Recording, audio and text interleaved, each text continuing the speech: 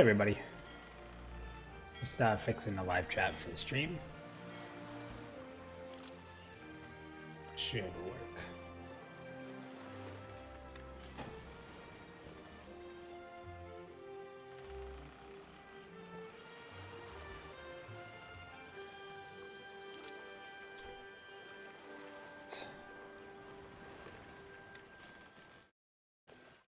Alright, let's get moving and see what we can do here. So last time I streamed this game, we actually had a bit of frame rate issues. I think it was mainly because I was using some of the new settings and it was my graphics card wasn't keeping up. So 1080 Ti, we should be good to go. So here we go. We're gonna jump in to Albion Online.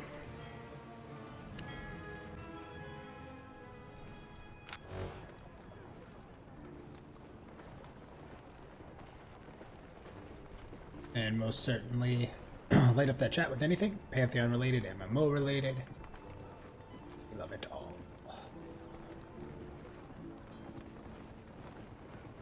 Let me know if you guys have any problems with any volume issues, any screen issues, any lag issues, or any chat issues. So here we go. All right, so you get daily awards. This is one of them here. Hey, what's up, Curtis? Oh, yeah. Miz, what's up, man? Have you ever played this?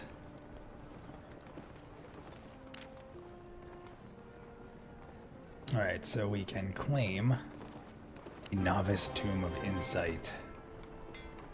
However, I have run away from being a caster, I will tell you that. Would you like to join the pursuit of truth? No, thank you. It's the only problem with not being in a guild. Okay, so my goal here, for anyone who hasn't played Albion, it is, it's very sandbox. There's no quests. I know you'll see little quest markers here, and I'm not really sure what they are. I think they're just introduction things. So there's not like leveling through quests. If you want to level your fighting, you actually have to go fight. If you want to level your broadsword, you have to fight with a broadsword. And if you want to level your armor, you have to fight while having it equipped. Now, that's just one part of it. That's just the fighter side. If I jump into this tree real quick, this is going to be your skill tree. So the middle line up here is the adventure tree. This is really just an accumulation of fame, because fame is what gets you through these trees. You earn fame by just using the weapons or doing anything with it. What's up, punk? Nice. So what you do here is, if you see, so this side here is the fighting side, and this is where I've spent a lot of my time, particularly in heavy plate armor. So in my plate armor, I've gotten that upgraded a bit right here. And you can see that those are now upgraded near the end here to be able to craft and wear some of the other gear. So that's the only thing. I kind of misspoke there. When you get to use the gear, you can go buy it in the auction house. Okay, so this is the use side. When you're playing fighter, you're building up what you can use. And at the same time, I have weapons. So you see, this is my broadsword. I've been using a broadsword and shield. It's pretty much been the way I'm going. I do have the ability now to make some pretty cool ones, and I'll actually show you guys some of that too. So the other side of it is gathering. So as you gather, the same thing, as you continuously gather, you'll get more and more fame in gathering. And on the right hand side here, you can see these are some of the tracked things. Like right now, plate armor fighter, I'm 66% through tier 3. So I have to kill tier 3 creatures with tier 3 armor on, essentially. And as I do it, I build up this fame number, which gets me to the next set of gear. So the same thing happens with gathering. And you have gathering tools, which I'll show you in my inventory. And those, as you get better, you can use those as well, which are down here.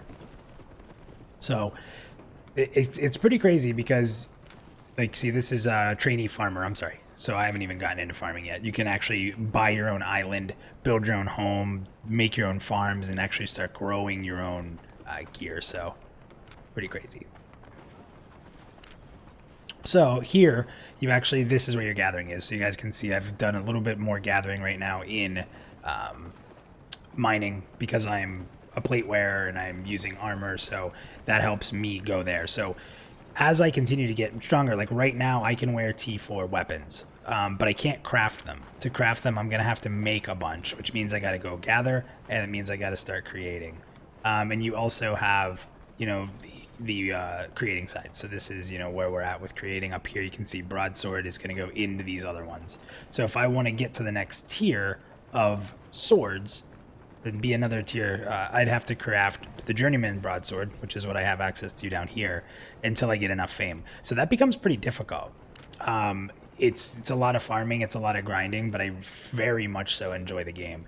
So right now, again, I can wear tier 4 weapons, which is going to be one of the goals tonight. That's from just leveling my fighting skills. But the problem is that I can't even come close to making it. So I either have to go out and get the silver, play the auction house, or you know, just wish for the best, I guess you'd say, and go out, gather, and build. So tonight what we're going to be focusing on is building swords. And to build the swords, I have to actually get ore, and I need to get, to make the swords, I actually need leather. So, not creepy, kind of creepy. What's up, Lux? So it's a pretty interesting game because you don't have a class, you don't have any leveling. It's all what you want to do. It's very sandboxy, and it sort of plays in a Diablo-like style, but you kind of decide what you want to be. And there are tons of people who are just crafters. They actually don't go out and fight. But what's interesting is they still need fighters, because in higher level areas, and this is where I'm nervous, but in higher level areas, you get into a red zone, and in a red zone, it's all out PvP, and that's tier 6. So when you get to tier 6, you actually have to go into really dangerous areas to try to gather, and that's where the fighters will have to protect the gatherers. And it's interesting. So, I mean, you could obviously level everything up, but it'll obviously take you a lot longer. So it's pretty cool.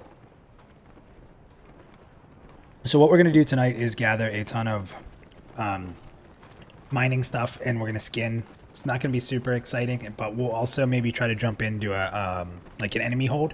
Last night I found a rare spawn area, and I camped it, and they spawned real fast, so it was really action-packed, really crazy.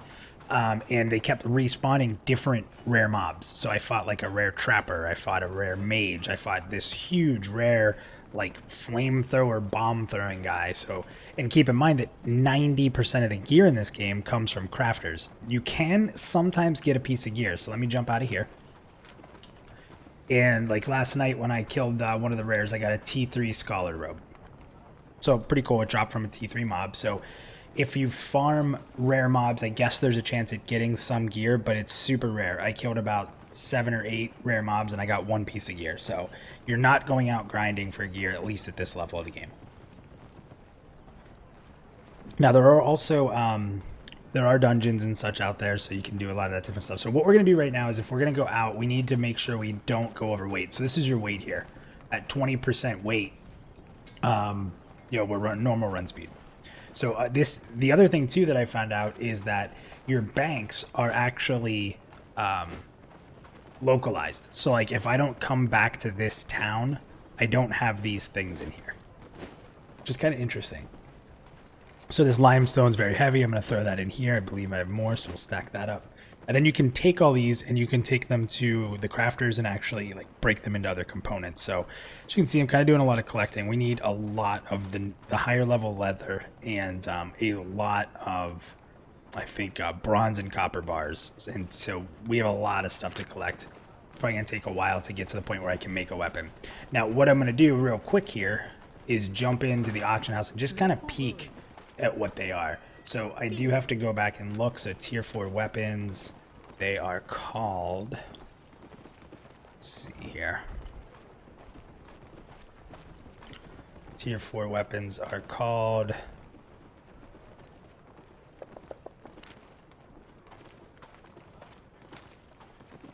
Adept. So these are the different weapons that I can get. I've been using a broadsword. That's a one-hander with a sword and shield. Then the claymore here and the claymore and the carver are two-handers. Then we have 2 different sets of dual wielding, and then we have this one-hander as well. And it's only a main hand. And what they do is they basically give you different attacks as you level up your abilities, and it kind of shows you what resources it takes to make them. So some interesting stuff there. So what we're going to do is make sure we're good on weight, and we're going to jump out into the world and start trying to collect some things. Just a heads up, I am not a pro by any means of this game. I'm learning as I play, but it's been really fun. So we're going to go down to here. Now, this is an interesting thing about the map, so let me show you this.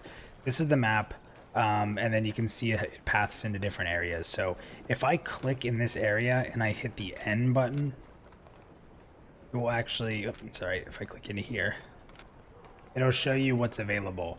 So tier 2 to 3 wood, 2 to 3 stone, 2 to 3 carving. So I actually don't have any, I can't get anything but skin here. So we're going to basically jump down here to skin. Then we'll probably jump, we got to probably jump into the mountains over here to actually go ahead and get ore. So, and here we go.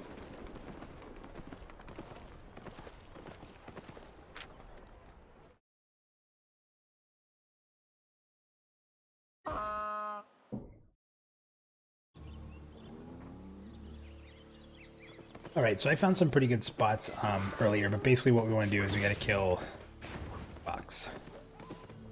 I'm going to get away from everybody here because it gets pretty competitive for gathering.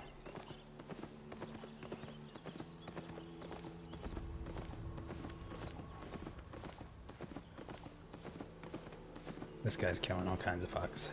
Good spot. All right, we're going to go right here. So the system, again, plays a lot like Diablo. You have your cooldowns down below. You see the 1 through 6 down there. You have some self-healing. And you actually skin faster if you have, like, better skinning tools. It's like your bars will fill faster. As you see there how it says, you know, there's 9 to skin. You can do sections of 3.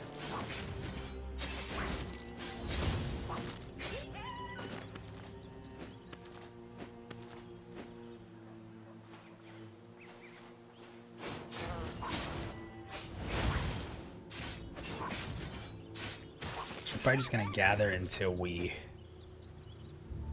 Now see, when they respawn, it's kind of funny because they'll respawn, but they're not full.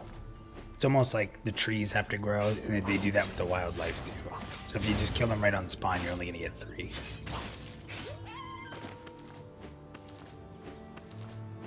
It's a really chill game in a good way. Like I can't tell you like the hours that kind of go by as I've been playing it. Just really enjoying it.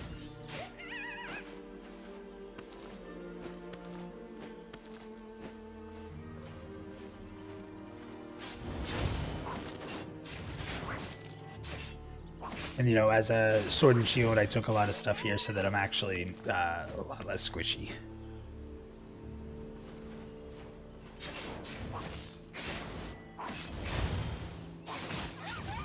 And what's also interesting is CC is really important in this game. As you start fighting harder enemies, you'll see, like, you'll cast the areas, kind of like when you're fighting in a raid fight in WoW.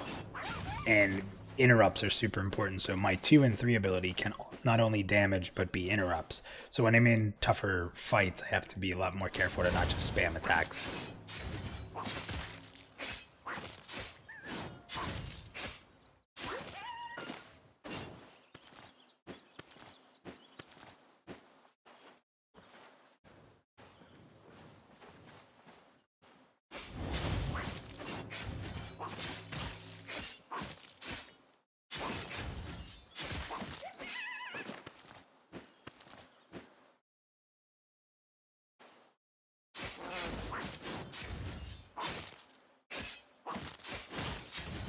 Things because there's no wildlife that I can kill for this in the mountainous area, so I actually have to go to 2 different areas to get the things I need.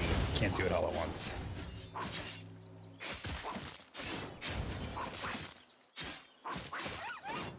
Now also, like when you take your weapon skills, you get some choices on your, when you first equip it, you can pick the abilities that you want it to specialize in. There's not a ton, but you know, for this combo, it's either a cleave that hits an AoE or a single target strike. So I definitely took the AoE, and that's been really big.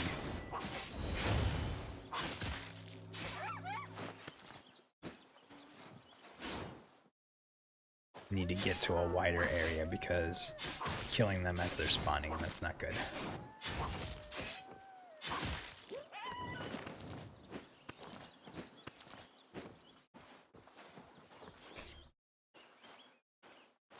So you can see you also have like an energy bar, so I've kind of been spamming my abilities, so I gotta calm down and get some of that back.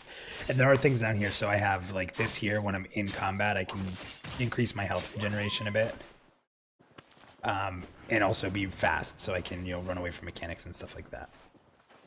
And then outside of combat, I took this ability here that allows me to heal, which is huge.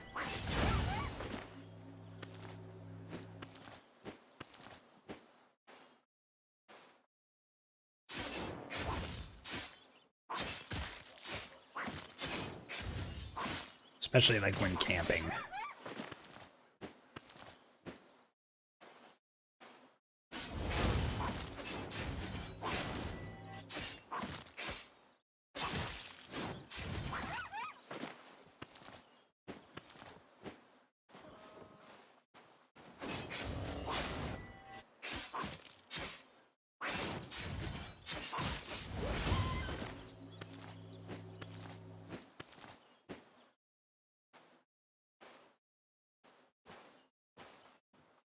So we're almost already up to 94. Wait. About 177 pelts.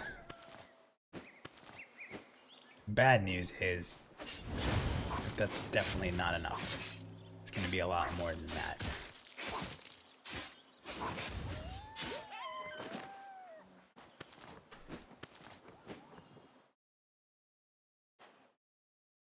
Should probably move that so that it's not in the way of everything up there.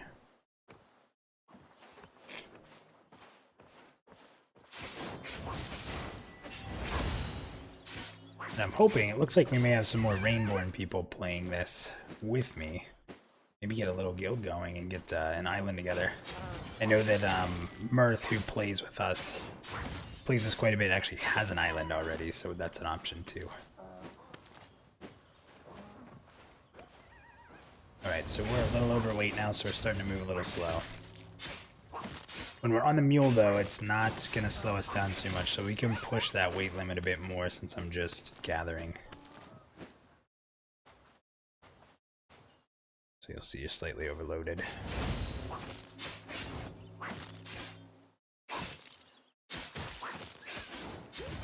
What I'm going to do to kick up the energy a bit here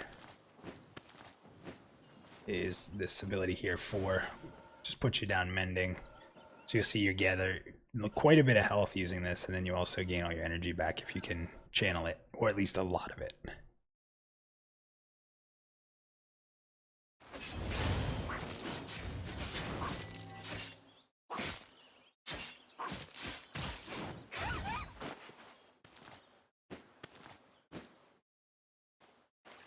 Should do, like, on this stream, I should put a Pantheon topic of the night when I do these, because while I enjoy this game, the minute Pantheon comes out, I will not be playing it. So, should put some kind of topic up there to make sure people know, yes, Pantheon is the main focus. Tonight's topic should probably be DPS meters. Kelson set the world on fire with that. Let's go ahead and throw that up at the top of the stream here. I'm going to add this text, so give me 1 second. We'll call Pantheon topic.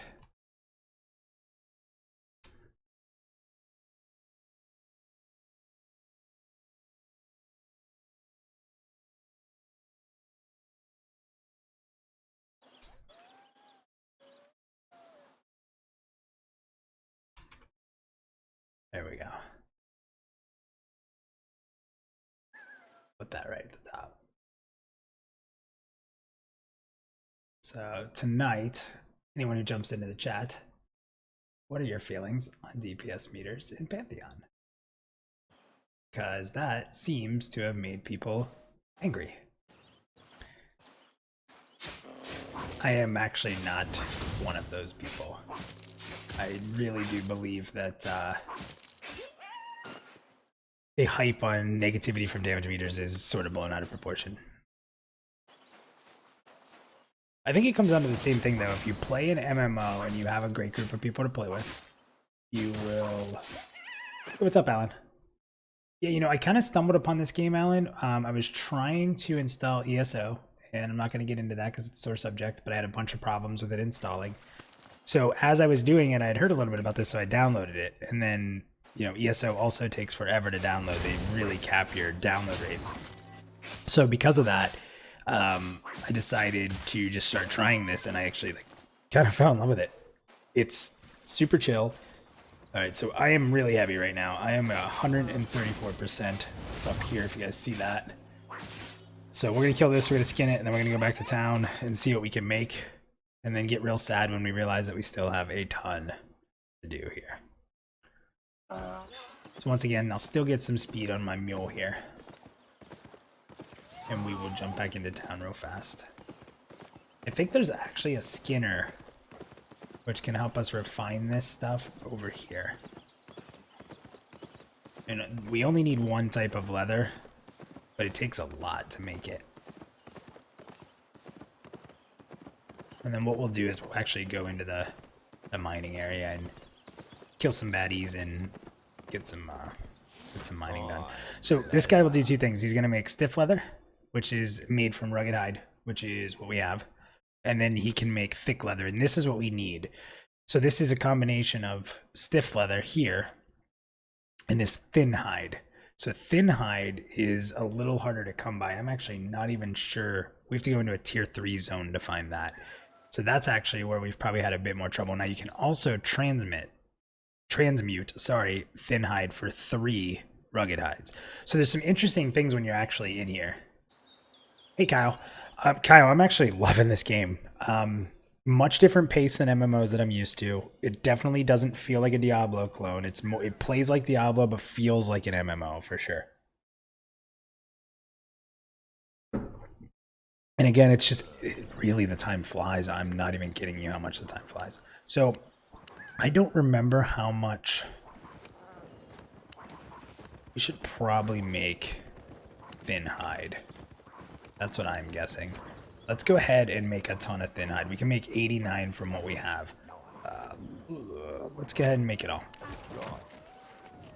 And then what we'll do is we'll jump back out, and I'm going to gather one more time. I'm going to gather just a tiny bit more. And you can see that dropped our weight by about 100%, so this weighs a lot less, but it's also a lot less pieces, so maybe it doesn't actually weigh less. So I'm going to jump back out there. We're going to kill a few more just so I can get another set of rugged. And this is a free-to-play game, so I know some people are. What's the what's the negative then if it's free-to-play? What's the cash shop? What's the premium? So there is a premium tier to the game. But what it does is gives you every day you get 20 learning books. Okay, and the learning books I'll show you right here. If I'm not premium, I'm a standard member. If you go into your talent tree, you can see these books right here. Right, premium characters get 20 a day, and non-premium can earn 10 learning points via Adventures Challenge daily bonus. So if you do dailies, you can get 10. If you're premium, you can just get 20 passively. So these actually allow you to speed through the system a little bit for your gear. So if I wanted to, let's see if I click on here, you see how I am 17 out of 25 with one book. If I want to use one of my 84 books, I can pass it through that level. So if I go premium, I get 20 of these books a day. That means I can definitely, get to the skipping level. Now, each thing has if you see here, you have to level it at least to here until you can skip. And the further you are in, the less books it takes. So it does take quite a bit of books if you're too close to here. So yes, it does help you progress through, but keep in mind, it's not standard leveling. So it's hard to say. I don't think it's going to break the game too much. It will get some people sped through, I guess, a little quicker, but again, I'm sort of just enjoying the game, so I'm not even worried about any of that. It's one thing I'm bad at. So here's another interesting thing. So it's whenever we get into the higher tier zones, I'm gonna have to PvP. So you guys know how much I love my PvP. So when we do get into that, like I said, I'm a little nervous, but when we get into the PvP, you know, when you get off your mount, your skills are locked. So it's really important to know that when you're engaging an enemy, that you won't be able to use your skills for a little bit. Not incredibly long, but it feels long when you're trying to attack right away. Let's see if I can find a non-camped area of Fox here. Oh, Kyle, you and me both, man. The reason I've been jumping into so many different MMOs is just to get a feel for them. You know, I think it helps in making content for Pantheon to get more and more experience. I've already played, oh, I don't want that. I've already played a ton of MMOs, but you know, going and playing like Final Fantasy like we did just kind of reminds me of some of the things about it. I didn't get to play it incredibly long. So it's just been fun kind of experimenting with different MMOs. This is the only one though that I actually want to play until Pantheon comes out. The rest have just been small little introduction type of things and the sort, so. But yeah, man, I hear ya. Bring on Pantheon. What I'm really afraid of for Pantheon as a content creator and someone who wants to keep making videos, interact with the community, is I'm an alpha member. So, what is that gonna mean when I'm able to get into alpha? I feel like I'm gonna have to be so careful with the NDA. So one of the things I'm really hoping is that the NDA is gonna be slightly lifted for alpha, which would be awesome. But again, yeah, it is a free-to-play game. You can get it on Steam. So far, like I said, doesn't feel like I'm not pressured to get premium or pay for anything. But I do like the game, so there is a good chance that maybe I will. Maybe I'll try the premium. And you can buy the premium with in-game currency, but I'm really nowhere near being able to make money game currency at this point. Or making enough silver to do that. This is a little encampment here. You can see it on the map. There's a bunch of enemies in here. I'm not at max weight, so I'll tell you what, we'll go in and we'll start. Let's do a little combat. And this will level my armor and such. So it's definitely worth doing.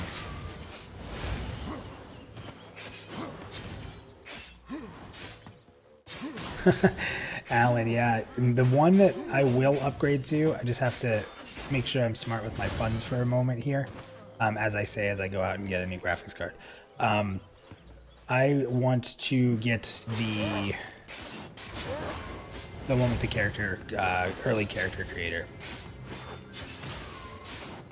I think it's the new Black Hole Keep or Black Rose Keep one. So I'm a big character. Do I think Alpha will be in? Oh, yes. I think late 2019 is my uneducated guess. Because there's really no way you can be educated. It's really a guess. No matter who tells you anything different, unless it's Brad. I do think you'll see it, though, Alpha. The biggest problem is we know that there's going to be another pre-alpha phase for Fairthal. So we got to get through that. So Fairthal has to come out, then we have to go through a pre-alpha phase before we even have hopes of an alpha phase. So that's the only thing that scares me a little bit. But man, what a Christmas gift it would be, right? As you guys can see too in this game, the respawn rate's like super fast. So combat gets pretty intense when you're like in like the keeps or in a dungeon. They don't seem to respawn in like the instance dungeons because they do have those too. But like in here, if I go into the keep, like I went into this big castle and it was just, I had to keep moving, especially soloing.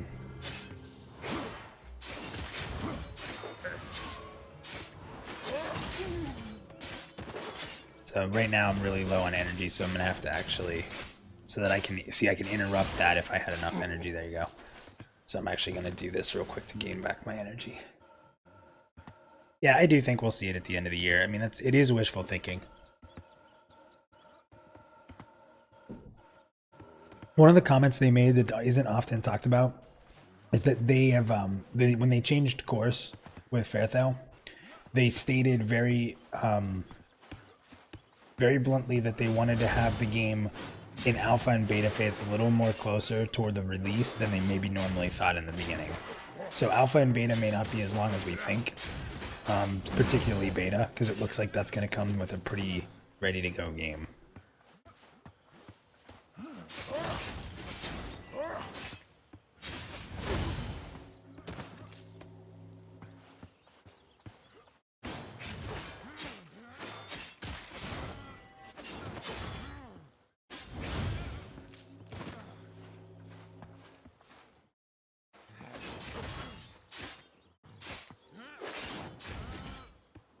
So what do you guys think about... Oh, there you go. I feel like they're almost scared of alpha. These days, a bad alpha beta will break a game. Yeah, it's very true. And let's be honest, there are a lot of streamers out there that gain their proper popularity off of being a negative. So they're looking to tear stuff apart because those videos where people are negative, they get huge hits. Look at this. I don't know what this is. It's like a dungeon of some sort. Let's go in.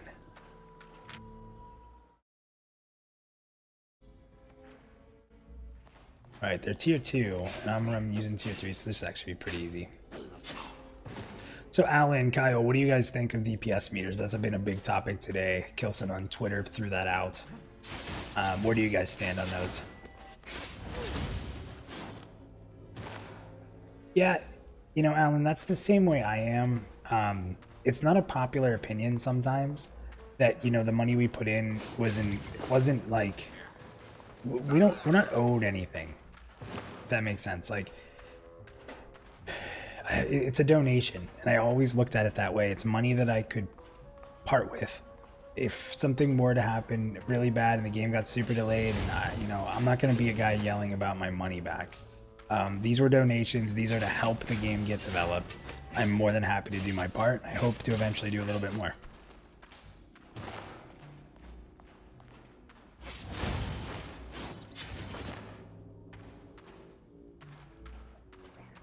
So if you ever see any enemies in this game with a orange circle around them, they're like rare. Almost like maybe like, let's say, an elite mob. Not much going on in here though. I noticed there was another guy in here. May not be a full-size dungeon.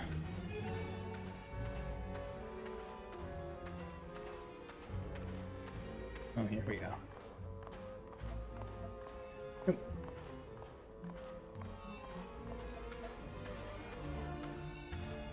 So Alan, you can take or leave DPS meters on.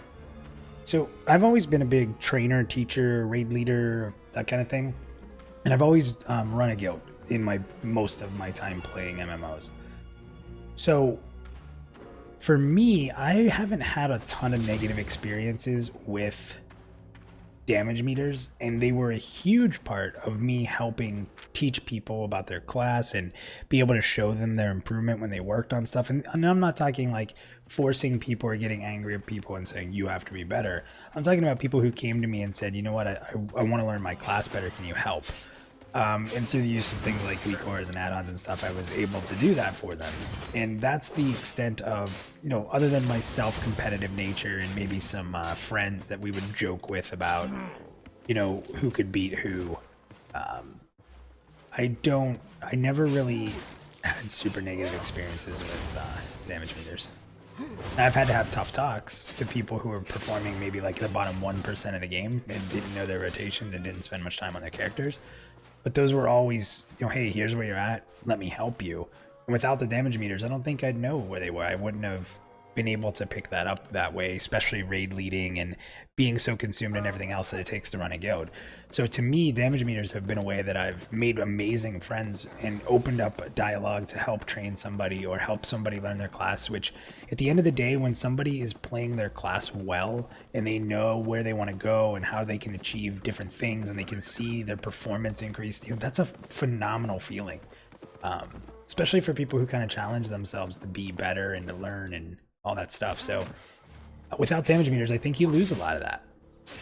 And I think somebody responded that, you know, every tool that you have in life can be misused.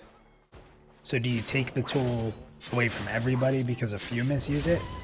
In life, that's always been something that frustrates me. You don't make roles for the negative people. You make roles or policies, you know, for everyone. And then you weed the negative out. What's up, Surfer Dave? So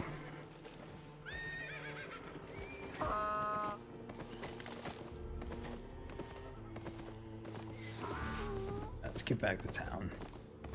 Ooh, gotta kill all these though.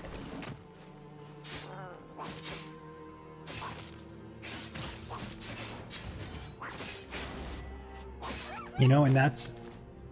Can you please join us in Classic? Dave, as much as I want to play games with you guys the most I can and spend a bunch of time, it's just when I left WoW, I left so many amazing friends, and it was one of the hardest moments for me to just leave that way. And I think it really took a lot out of me for the game and really convinced me that that was it. You know, I know everyone's left WoW before. It's gonna be really hard for me to want to play WoW Classic. It has nothing to do with you guys. It's kind of just saying I'm done, if that makes any sense to you. What's up, Sirlian?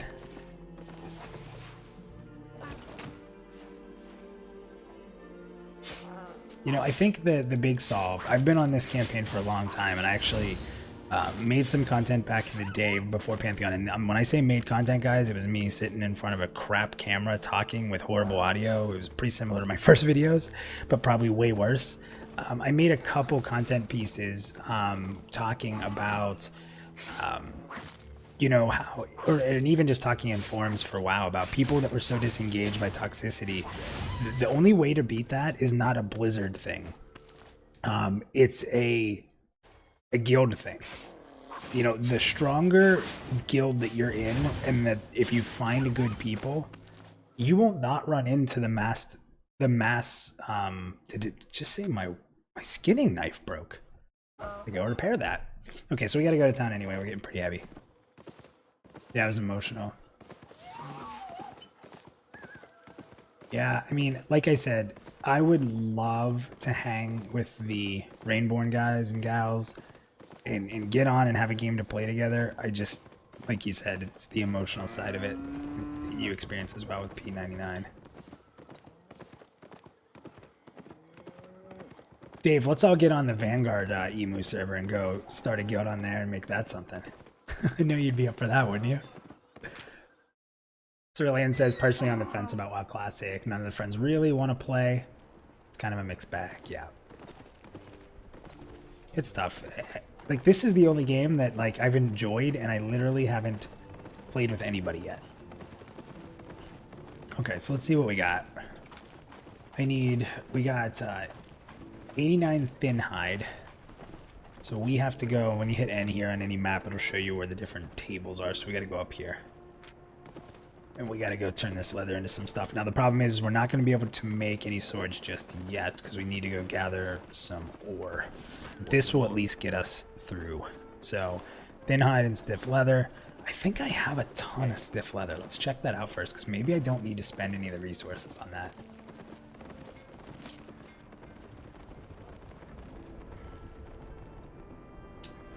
Listen, I can talk guild running all day, Surfer Dave. If you have questions or want any feedback, I'm not kidding you when I say that I played way too much of that. Oh, yeah. Alright, we're gonna go actually, we're gonna go transmute. Scraps of hide is useless. Let's put this over here. So we're gonna go transmute. We actually have all the stiff leather we need, so I'm not gonna waste anything on that. Good hunt. So stiff leather we have. Let's go ahead and transmute thin hide. Get another 32 of those, and we're gonna be pretty good. So what I'm doing here for anybody who just jumped in, I am now able to use tier 4 gear. The problem is unless I want to buy it on the auction house, which is possible and expensive, I now have to get into crafting and gathering so that I can level those up enough to make and be aligned with the gear that I wear. And I am unfortunately way behind because, as always in every game, I am all about killing everything possible. So I am great at killing and leveling that up. I am not so great at crafting, so we're actually trying to change that. So my weight is only 12%. We're good to go there. We're going to go up into the mountains now and start mining. John Toxic sounds like some kind of superhero villain. Nice. Makes me think of the Captain Planet Duke. What's his name? Something Nukem. No, I thought Duke Nukem. It's not Duke Nukem. So we need copper. I think we need both types of mining things. Copper and tin.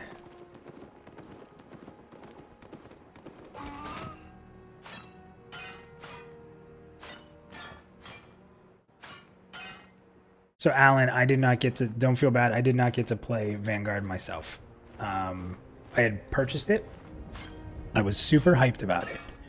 And I'm sure everyone's well aware of the issues that it had at launch. And what happened with me was I had a great computer, but I literally blue screened every time I tried to load the game up. So I as much as I wanted to play it, I couldn't. So fearful that that may not get fixed, I actually returned it. And I was able to get my money back for it. And I never played it again. I kind of forgot about it at that point, which is horrible, but that's what happened.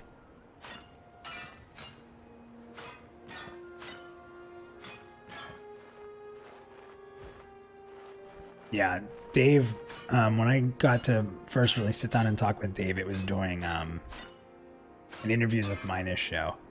And Dave really had some great emotion about that. It was fun to hear him talk about Vanguard, because that reminds me of that great feeling that we've all had playing MMOs. And it was just in Dave's voice completely. That love.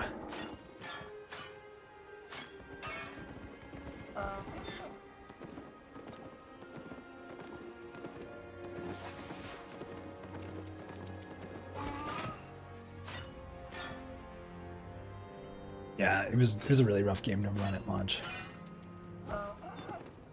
We gotta get out of this area. Someone else is farming, so we're not getting full mining out of it. So again, up at the top, guys, you'll see the Pantheon topic for tonight, because we do try to keep these as much Pantheon related as possible. DPS meters. That was the hot topic today from Kilson. What do you think? Yay? Nay?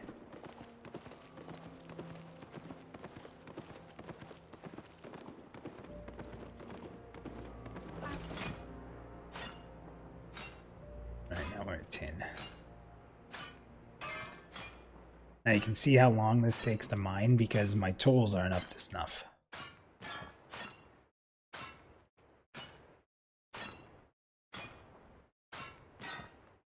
So that's something I need to eventually do, is get those level as well. As you can see, there's a lot of... It's kind of grindy, it's sandboxy. You get to be what you want, but you gotta go out and earn it in this game.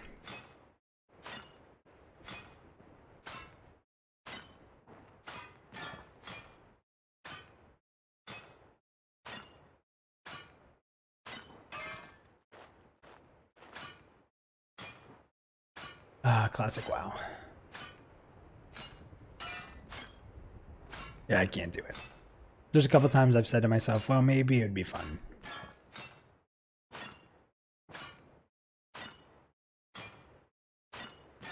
Yeah, the last things, Alan, I need to do to my PC now that I got my got the 2080 Ti, which, to be honest, the main reason I did it was for streaming.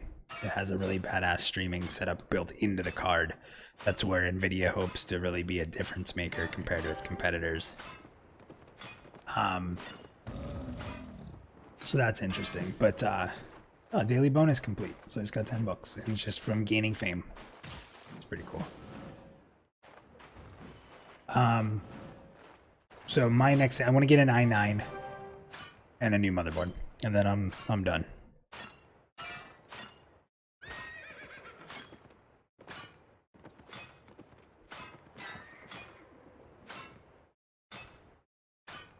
Yeah, I checked out the i9 as well.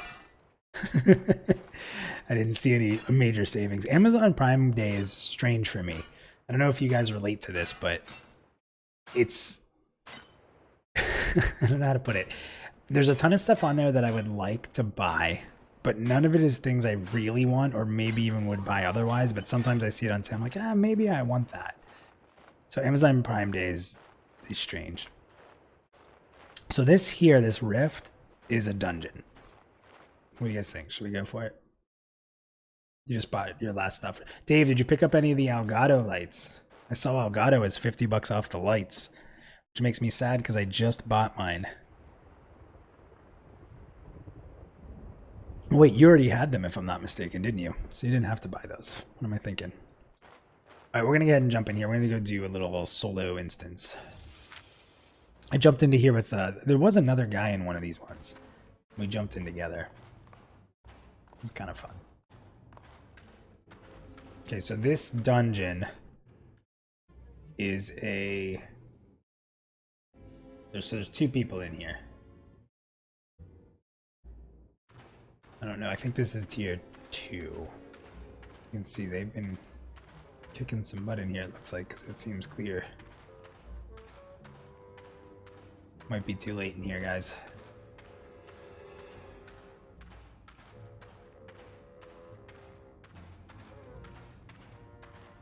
Yeah, looks like somebody's had their way with this place. It's getting turned around. Turn says he's fine with DPS meters as long as the content doesn't revolve around DPS burning down mobs. Thing is, DPS meters can help people learn their class. But I also need nasty toxicity. So again, it's, you know, it's one of the things, do we blame the toll or do we blame the people? Because if it's not the toll's fault, then we can't blame the toll. We had DPS parsers back in EQ Classic. Classic EQ is really helpful to know if you're playing class right, so I'm fine with it. Yeah, that's where I stand. It's, to me, it's way more of a teaching tool. I don't say it because I'm trying to be an elitist. Anybody who knows me knows that's not who I am. I just feel like, yeah, it's true right there. Everything can lead to toxicity. 100% right, Turn. 100% right. I mean, the whole game's built on the open world concept, right? So, I mean, that in itself could become massively toxic because of just it existing. We're not going to take that out.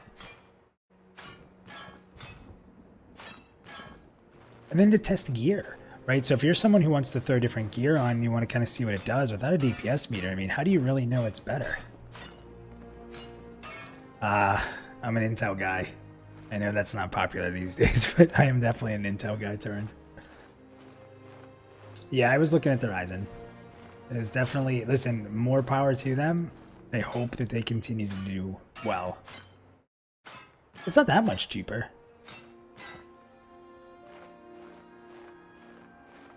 See, I have a, that's why the thing I need to upgrade next is, which I should have probably upgraded my processor before I went and bought the TI. But my processor is a 4770K, so it's old. It's a strong processor, and on the Pathmark like benchmark site, it's still listed as one of the max processors, like the high performance processors, but it, you know, it's crazy generations old. I mean, what, 5 generations old at this point? That's insane. Talk about a good investment, though.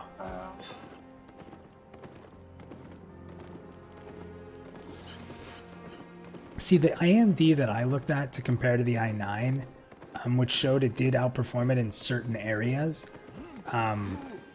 it was like literally maybe a $50 difference, if even.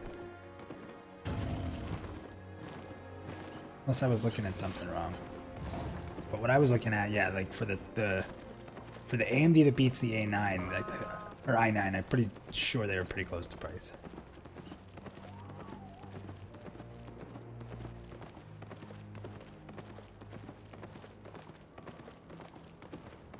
Alright, heading back into town, we're gonna drop off some of these bars and some of this stuff. Try to make a weapon, just to see.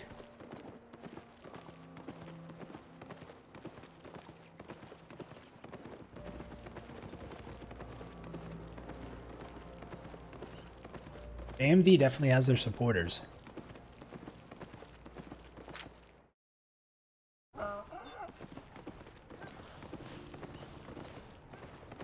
No doubt about that.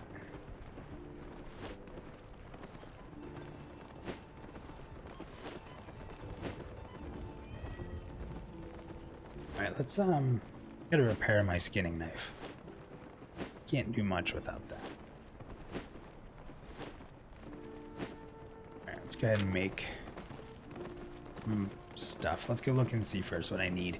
So this is where the game is challenging if you want to do it on your own. If you want to get silver and spend it on the auction house and let people run the auction house against you, you know, you're not gonna have a problem.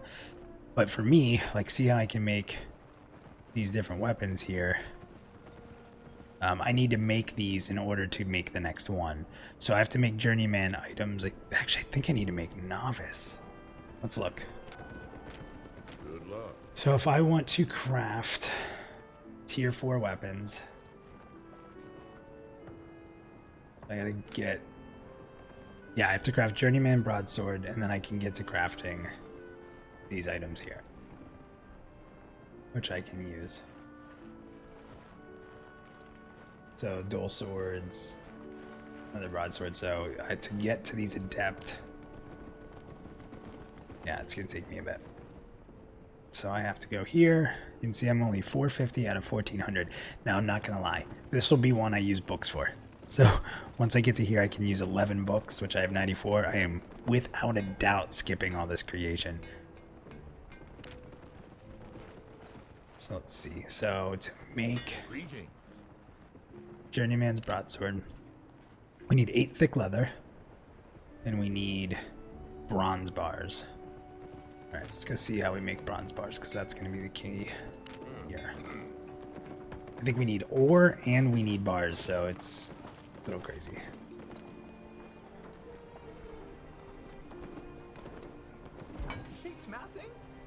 Okay, bronze bars are a copper bar, which I have a lot of, and tin ore.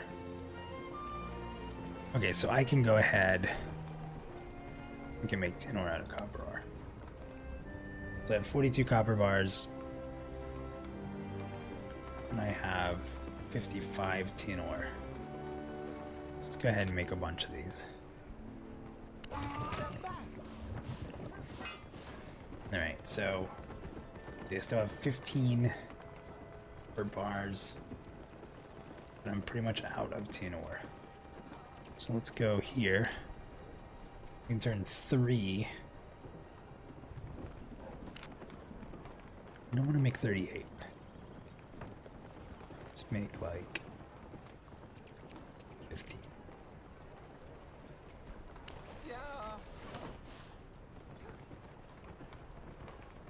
See, I think the thing though, Torin, is when you're going with a top with either one, you're usually not going to have problems. Like an i9 versus the best AMD, I mean, are you really going to see a huge difference in games that pretty much aren't even taking advantage of it? I don't know. I definitely get where you're coming from, though. I mean, AMD has come a very long way. Without a doubt, I'd say that. Okay, so we have some gear. Let's go ahead and keep our bronze bars and go make a couple swords. That's the funny part, it's not gonna get us much. So bronze bars, keep those. Let's go ahead and throw the tin in here. Copper bars in here. Then we're gonna need our, I think, thin hide. Oh, I'm way down. Thin hide is heavy.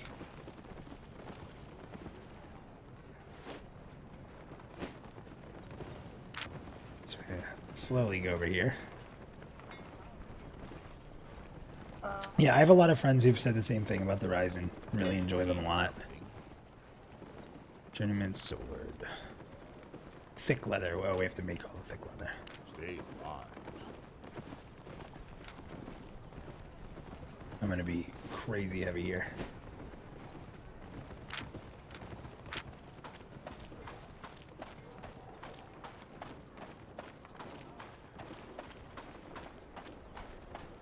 Weather can. Where are you at, Serling?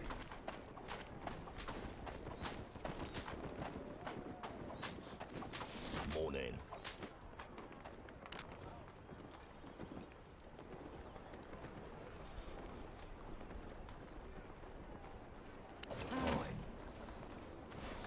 I'm in Florida, so we're always in AC. Now, if the AC went, I have a bit of a problem. Later then. I think my life would be more in danger. than worrying about my computer at that point.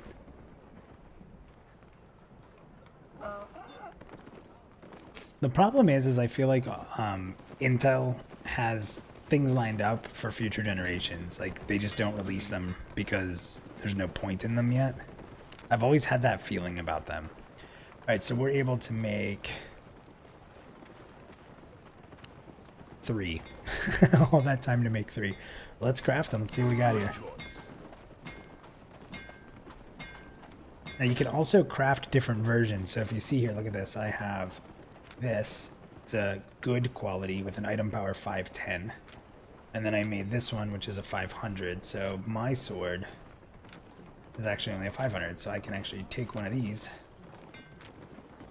and put it on. I'm going to keep my AoE because that's huge. That's all I have to pick on that one. So I have a little bit better sword, a little more power. Cerulean's in Hawaii. Nice, man. Except for volcanoes, that place seems like it's amazing. So then you can throw these other swords up on the auction house because I will tell you, these T3 swords seem to be expensive. Now, the other problem here is I have no idea how to sell. Like, I put something up to sell. Let's see here. So these are the 2 I just made. So if I hit sell here, sell 1, good quality. Like, it's only letting me sell it for this. See, it's like, oh, price. I don't know how to change the price. This is how much of a noob I am. Oh, these are orders that people have.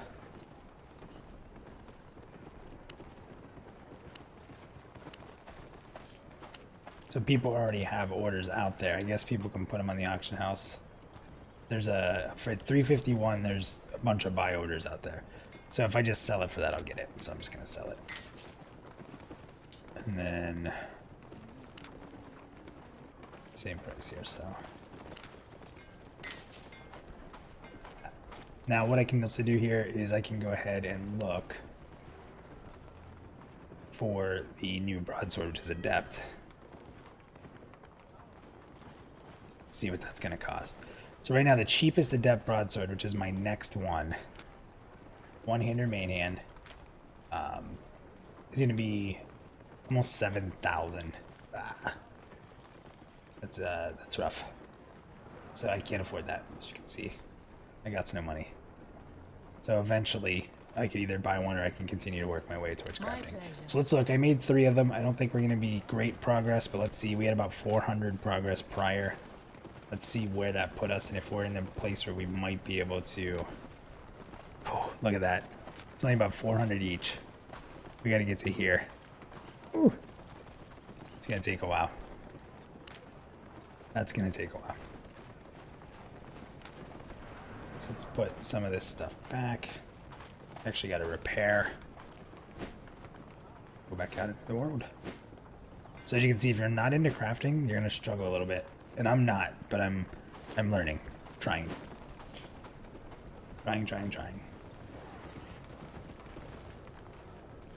Yeah, I was looking at the different benchmarks for sure. It's going to take a lot for them to convince me to switch to AMD. I don't know. I've always just been an Intel NVIDIA guy. Well, once Voodoo went away, because Voodoo's my favorite. Alright, everything's repaired. We're good to go. I'm gonna go sell another sword. Should put a buy order in.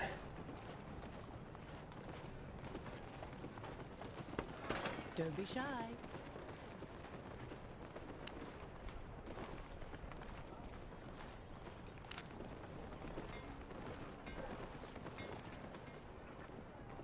Here you go. So if I want to pay, I'll pay 3,000 for a buy order for that sword. So what happens, I guess, is if it comes up, I'll buy it. I don't know if anyone's gonna sell it for that, but if I can get it for half price, let's do it. Look at how many buy orders are up for 1,000.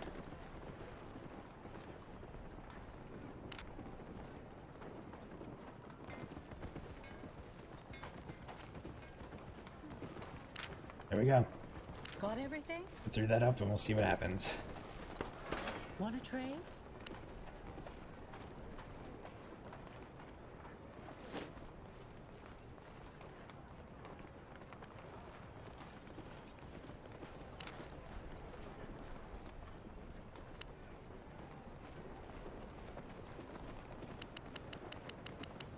So this is how you sell it. But sell because that's the price people want to pay for it. Come again. No. You know what? Actually, I've heard of it. I heard about the brain chip. And I used to talk to people about it, and I actually said that I probably would get it. As crazy as that sounds. The side effects have got to be awful.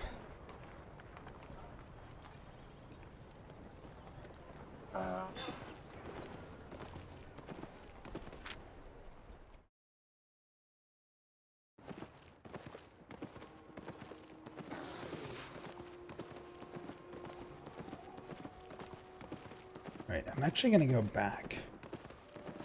Gotta get more stuff here. Yeah, Elon Musk's brain chip is... He was talking about that a long time ago, I thought. I wonder if you could put DPS meters in it. Wink.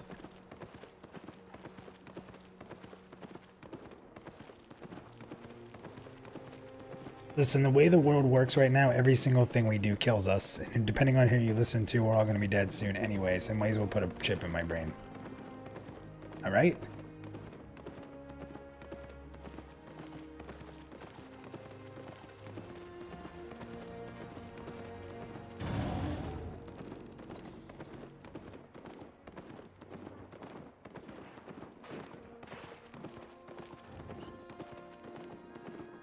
Elon Musk, like, in a different era, would just be like a world supervillain.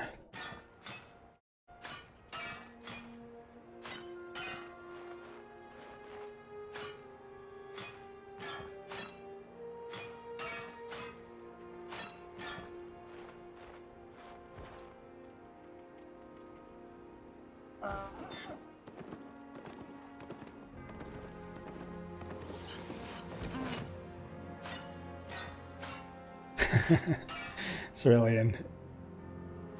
You'd probably just get one because it's the cyberpunk dream. Yes. True story. Alan, he just said they put in some monkeys and one of them could use the net with its brain. So here's my problem with brain controlled. What happens if you think things like randomly? Like, could you imagine streaming and it's being controlled by your brain? You go to read something somebody says and in your head you're like, that's really stupid. But then you try to be nice, like, yeah, it's not a bad idea. But they'd hear it. Roll, right? Yeah, that is funny. So Musk is sitting here like, the AI is going to come and destroy the world, so let's make it easier for them. That is funny. It's 100% true, though. He's the first guy screaming about it, and he's making it.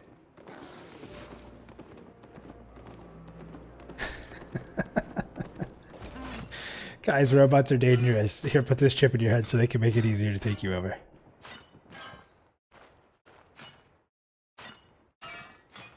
We all have that dream, right? That the chip actually will make it so we can, you know, go Matrix style and learn Kung Fu. We'd all be Kung Fu masters.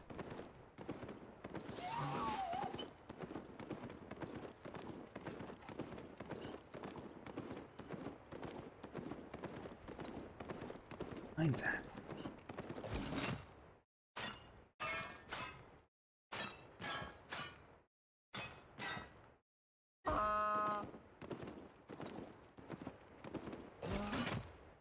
That is funny.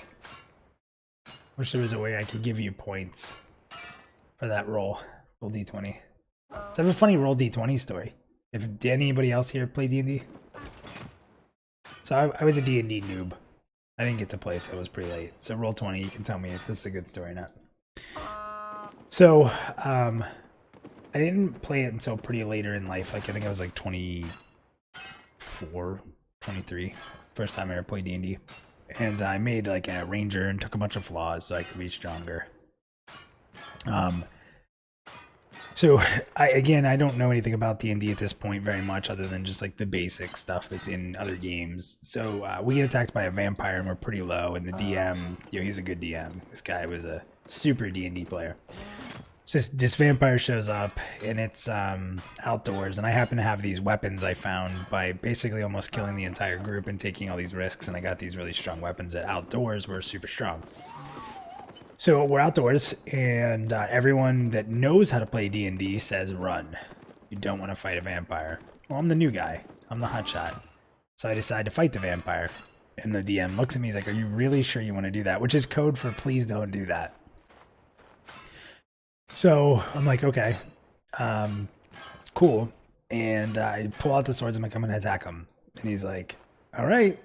So I roll a d20 and I get 2 20s. I'm not even kidding you. Like, this is a true story. And it's funny because it doesn't even pay off. So I roll 2 20s and he's like, holy cow, I've never seen that happen.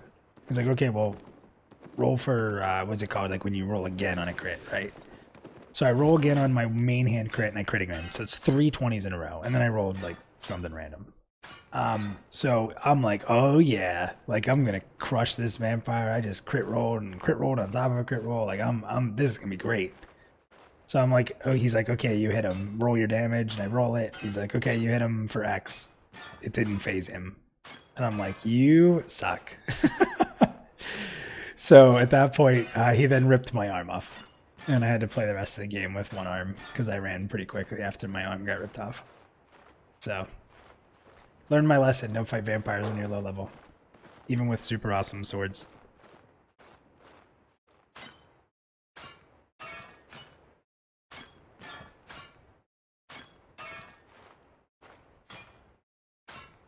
I thought for sure though, come on, all those crits. 3 20s?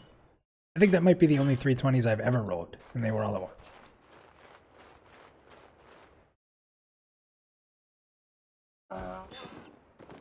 All kinds of copper. I'm gonna start working my way back to take this back to town.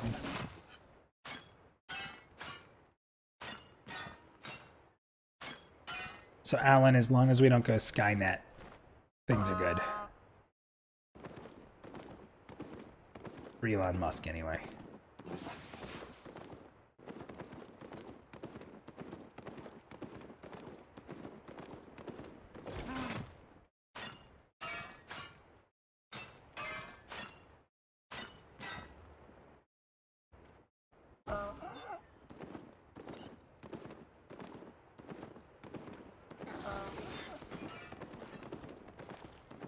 Everybody's mining up here, but yet this is full.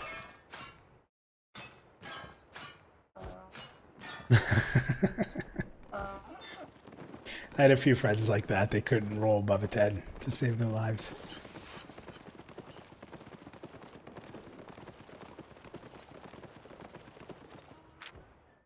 What's up, Scribbles? How are you?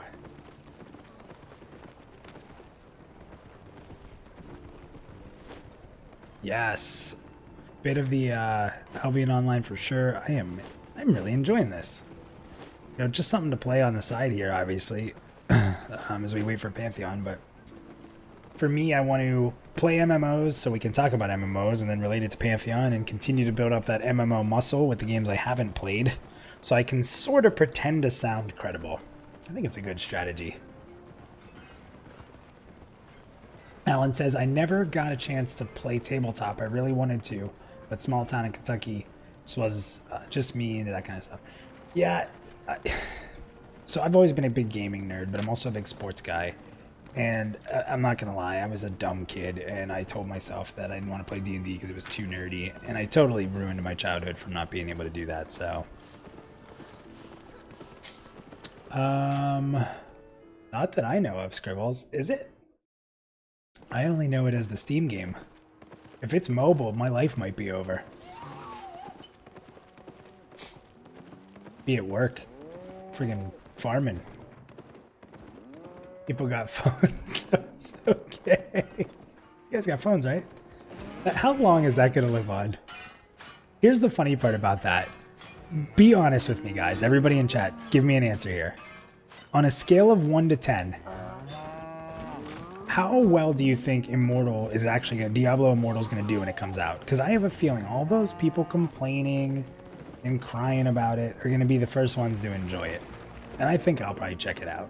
I don't know if I'll play it, if I'm going to be honest. I don't play many phone games, but I just have this feeling people are going to like Immortal.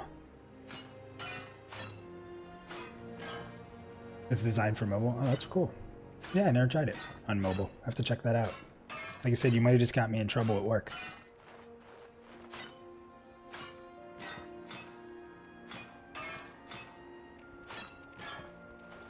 You know the funny part is there was one way to turn that whole Diablo Immortal thing positive.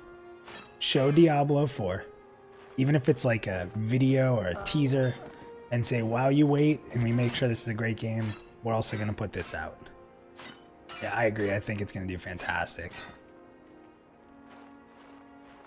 I'm going to say I have no interest as well, Scribbles. But I am a huge Diablo fan. Like, it's probably one of my favorite series of all time. So I can't lie and say that I won't check it out. But it'll be very difficult for me to want to play a game on my phone.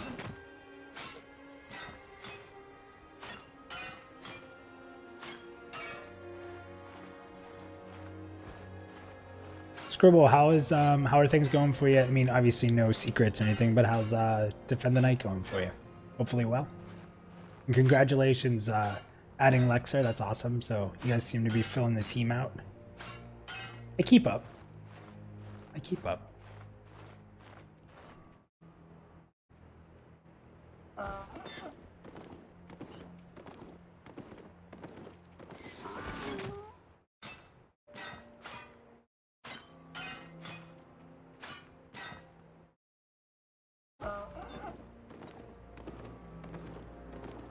You know what's funny thinking about that? So Blizzard didn't want to announce Diablo 4 because it was too early, right?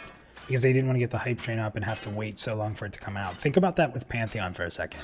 Pantheon told everybody super early, and now people are getting mad because there's not as much info out there because they announced it so early. So it's kind of weird because them backing off Diablo 4, even in Pantheon, which has nothing, they're not looking at Pantheon. But as fans, we're upset sometimes that Pantheon showed us stuff so early. Not necessarily that they showed us stuff, but that there's a dry spell right now because of it. And even a company like Blizzard's like, yeah, we don't want to show our hands too early. That's awesome. Yeah, just a quick shout out to anybody who's not following Scribbles and their team. Defend the Night is a game they've been working on. Small team, independent. It's been looking really cool. Some really cool fight animations, and looks like, as Scribbles just said, they're doing some closed alpha testing, fixing those bugs. Very cool. Oh, my pickaxe is broke. Well, back to town we go. We gotta upgrade that pickaxe. Let's see if we can do that when we get back to town. Make it a lot quicker. So here's the funny part. Like, I'm gonna lose all my money repairing stuff. Like, there's hopefully a challenge like to doing everything the right way here.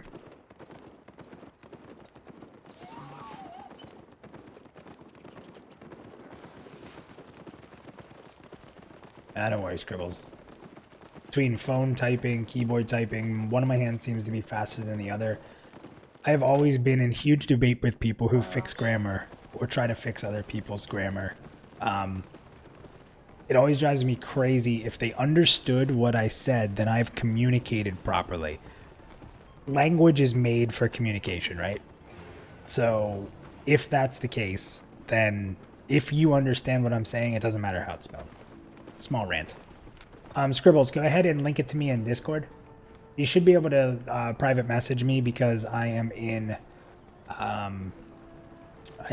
the Rainborn Discord.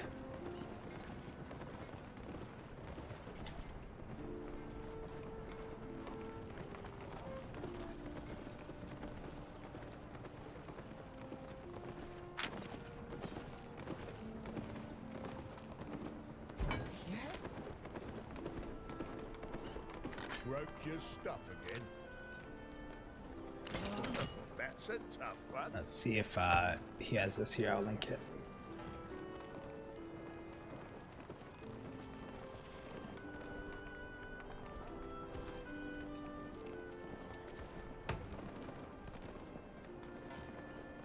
Oh, no, wait. Maybe you're not in this one.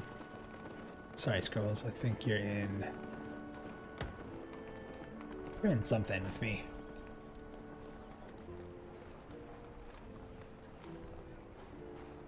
Check the Pantheon one. Or I'll just, you know what, let me go. I'll just search for it and link it to you guys. Give me 1 second.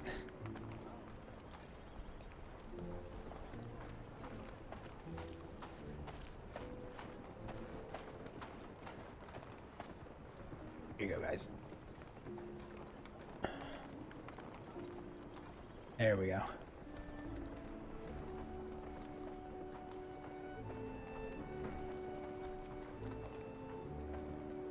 Alright, here you go. It's in chat. You're welcome. We need to upgrade this this pickaxe. Let's check the talent tree here real quick and see if it is even possible. So gathering, pickaxe. We are leveled high in the pickaxe. So we got a copper ore better.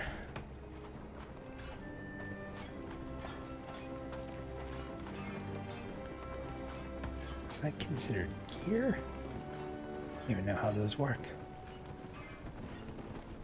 Yeah, gathering. Okay, that's it. So we should be able to use a tier 3 journeyman pickaxe. Okay, let's go see if we can make that. I should be able to. Yes. Journeyman.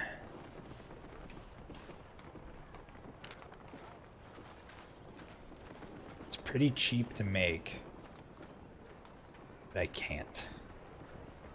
Fine by me. Oh, I have to actually craft tools. Crazy. Ninja Loot Games. I do like that. It's well thought out.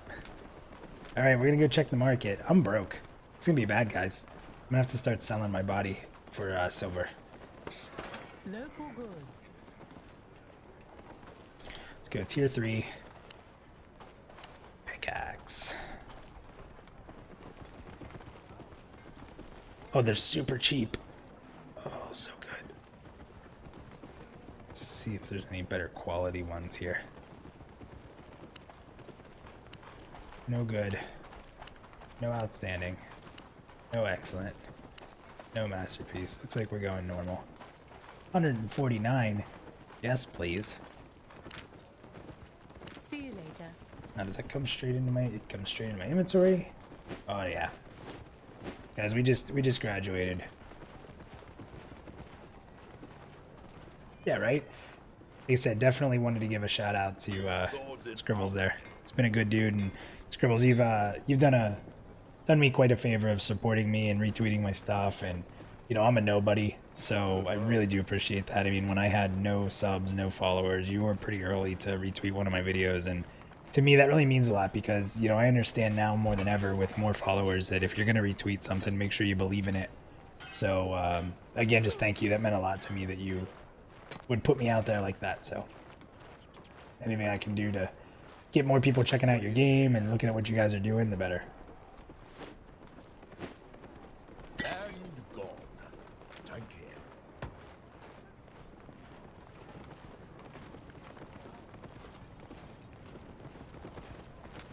Yeah, guys. Awesome Pantheon community member. Scribbles did a ton for the Pantheon community really early on. Now he's in this project. I mean, nothing more to say community matters than to get someone making a game and support them in their process while we're also supporting Pantheon. I think that's pretty awesome. You don't see that kind of thing very often. And we have a ton of copper ore. So we are going to take our new pickaxe, and hopefully it's a lot faster. And we're going to run out and start getting the good stuff.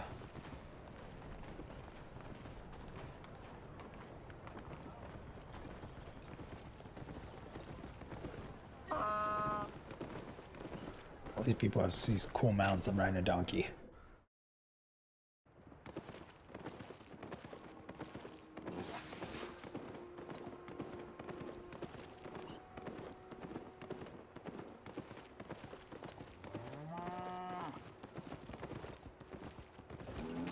Aw. No. We gotta keep Pantheon in our hearts. I mean, everything I'm doing is for Pantheon. I've jokingly said if Pantheon sucks, I'm still playing it. I've invested this much time into it. Listen, if Pantheon has 10 people playing, I'll be one of them. So, nah, Pantheon's gonna be awesome.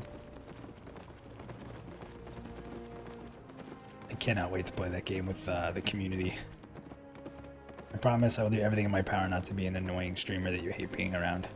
Any more than you already do. Can't fix everything.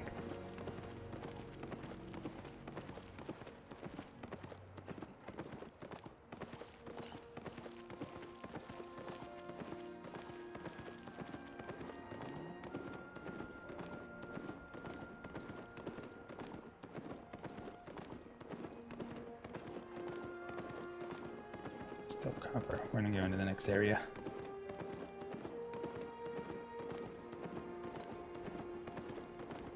No, I got you, Roll 20. I know you were just joking.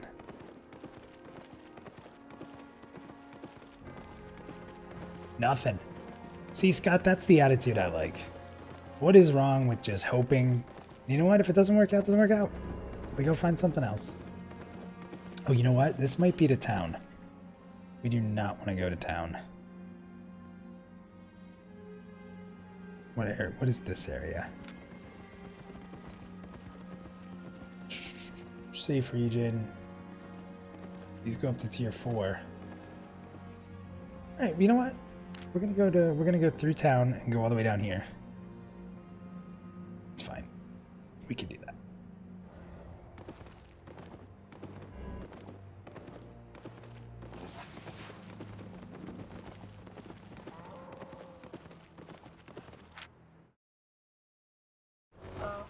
Scribbles, I like that you're combining the two.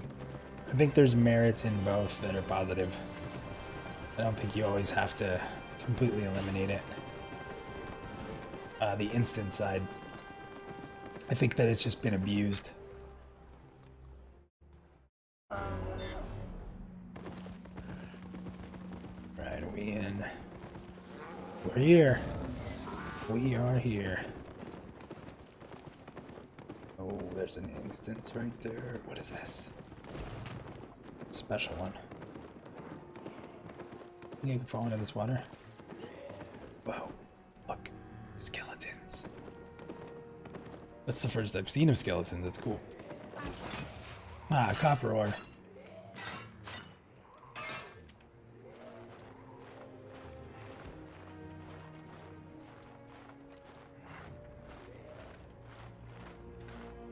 Ooh. Something fancy.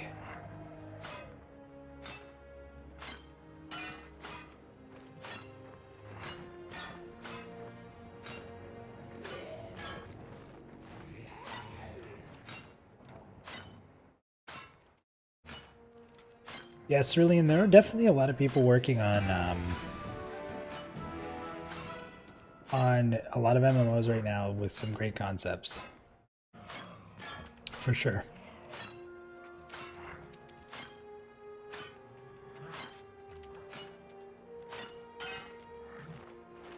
I forgot how much I enjoy open world dungeons until we went on the EQ2 like fresh start server, whatever that was called. I can't even remember. And then we were in an open world dungeon. I was like, wow, this is actually really awesome. And I just kind of had all these flashbacks of being in open world dungeons. So just that kind of really got me even more hyped. Oh, everything's copper. Even out here.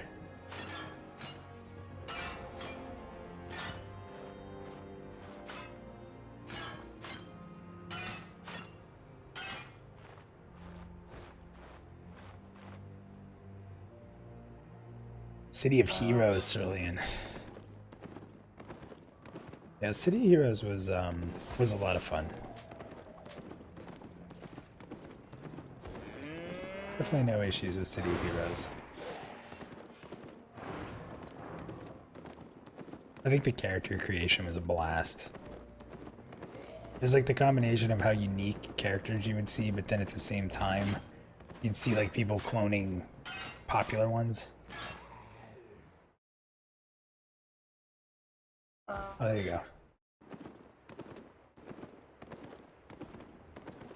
It's a nice compromise. Man, what's this guy? Tier 4. Oh man. Kinda wanna go fight him.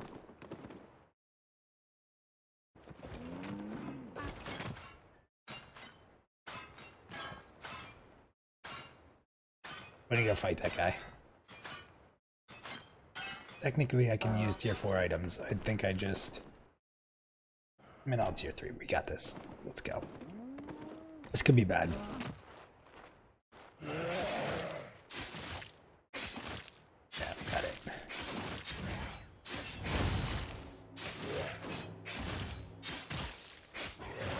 Oops, still in that.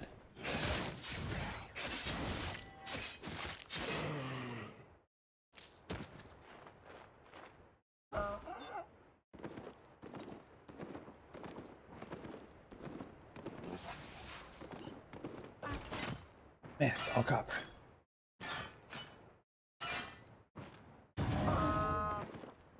Scribbles, you have a favorite class yet?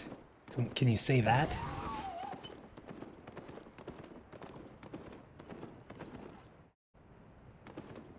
That whatever he says is his favorite. The trick is that that one's probably going to be OP. So anyone who plays, at least at the beginning, you have to pick that one.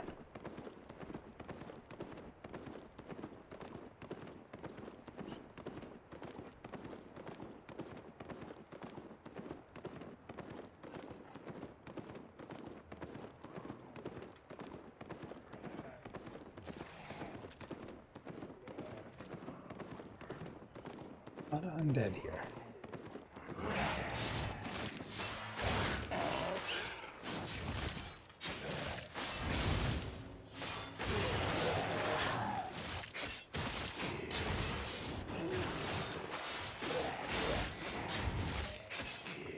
Oh, it's getting tough. Throw on my armor. I stood in that again. Not looking good. Gotta get my interrupts have to be perfect. There we go. Ooh. And it's for copper ore. Favorite is the Shadow Knight and Wizard. Yeah, exactly, Cerulean. Battle Mage is coming.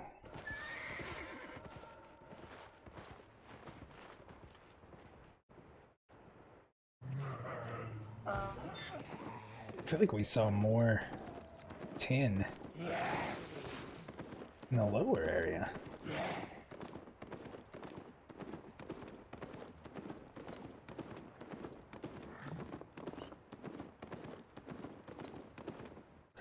Copper.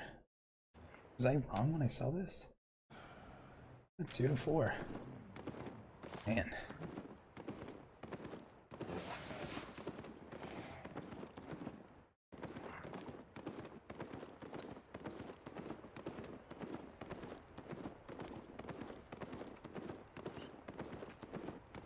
When I hear Battle Mage, I think of like a Spellblade. Battle Mages are lethal and versatile damage dealers with affinity for both melee combat and offensive magic. Battle Mage is hybrid of the Warrior and Wizard class. Yeah, like Spellblade. That's pretty cool.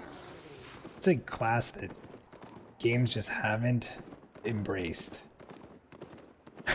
Alan's all about Battle Mage already. You convinced them, Sterling. You're a good marketer for your game.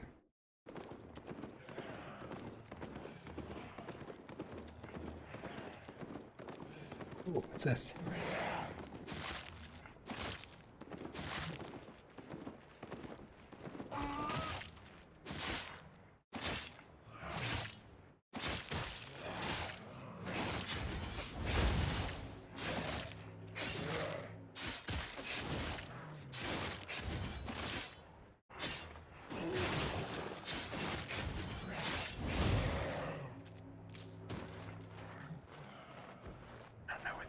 But I'm gonna kill it. Uh-oh. Mistakes were made.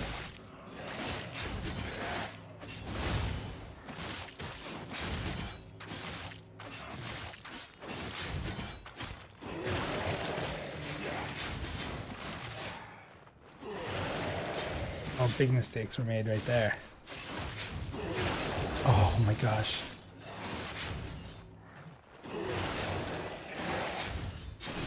Oh. So this is what's interesting about this game. When you die, they're very nice to you.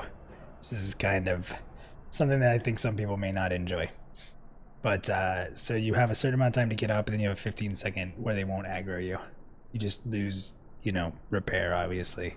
And that gets pretty expensive when money is pretty tough to come by, so it's a little more punishing than, like, WoW.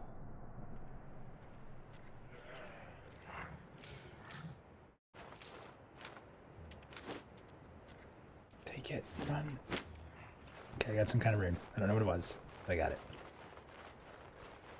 Yeah, guys, Scribble's an awesome dude, like I said.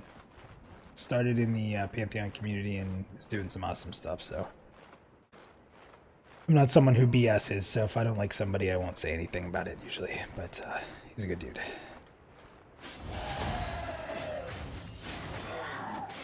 Now that Lexer guy that you brought on board, we're gonna have to talk about him. Just kidding.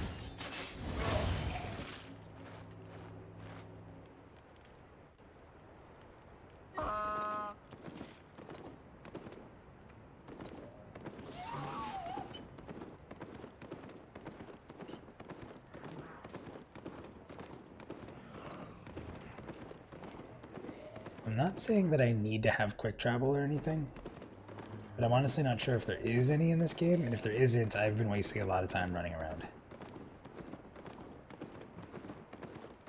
Ooh, there's a lot of good stuff here. Oh my. We just found the mother lode. As long as I don't die.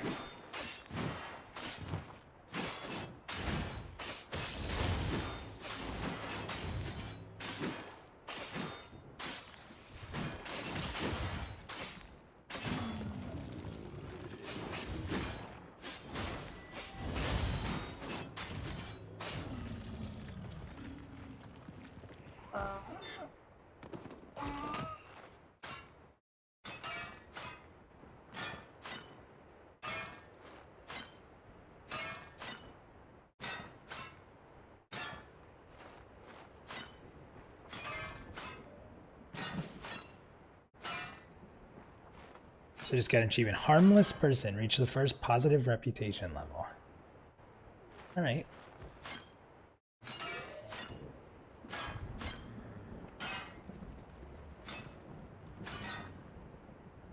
This is awesome. There's so much here. It's gonna be a little camp spot here for a bit until we're too heavy.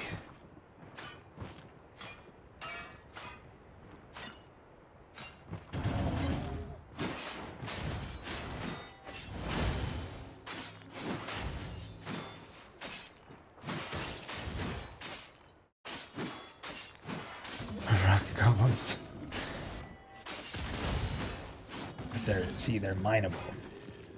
That's where the key is here. That's what I need. So they must die. That's another thing we were talking about the other night. Like, as an MMO hero, you're probably the most evil thing in the world. Just kill everything. You think you're doing it, and you think the people sending you on the missions are good, but what if they're not? What if they're not? Then you're just a basic crazy murderer.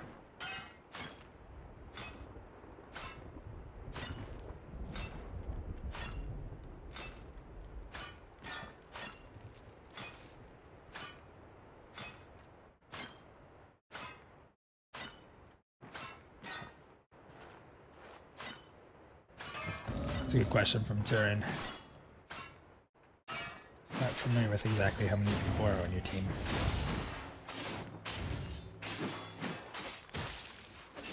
Scribbles, where do you stand on damage meters?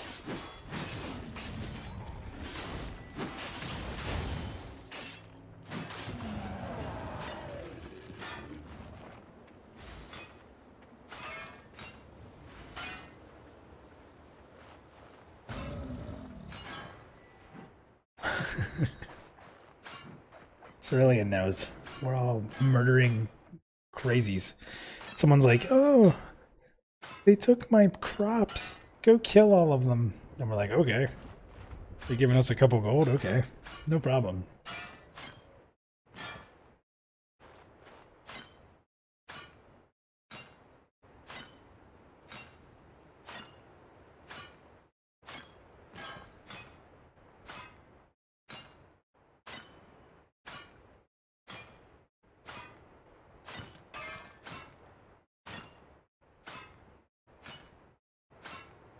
So no damage meters in Defend the Night. Are you guys gonna stop like add-ons? Are you gonna support add-ons? Have you thought about that yet? I mean, I know it's pretty early in development.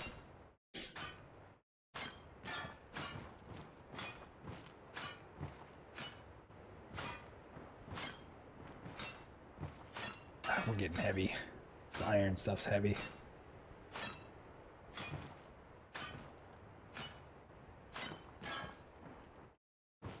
Probably gonna have to kill a couple more than go. I remember this area though on my map. Right here.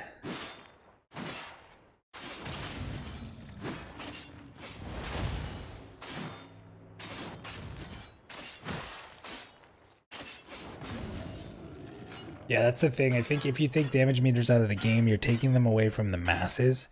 But the people who really want to do it still are going to have them. There's no way to really... I mean, I guess there is a way, but typically there's not going to be a real way to get rid of them.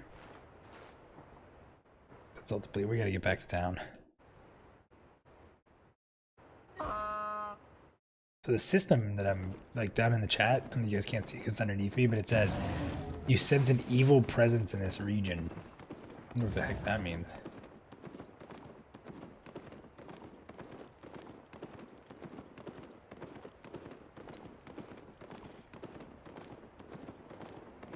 Damage meters are a very tricky thing. We were kind of talking about it before. If you're in a great guild and you have great leaders and they like to teach and educate you and you want to learn more about your class, damage meters are a must. But then you have the crazies who just demand everybody's perfect, and that's where you really create a negative environment. So it's the people more than it's the tool. I think that is still going to be a thing though in any MMO you play. The people you surround yourself with, the relationships you build can outdo any toxicity, as long as you're willing to put the work in to find that right community and be a good member of that community. It goes both ways. Somebody the other night said they love my mount. Sounds like a weird horn.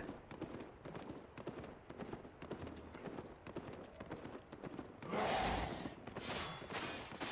can't remember who it was, but someone the other night said the same thing, like, oh, I like when you mount your horse.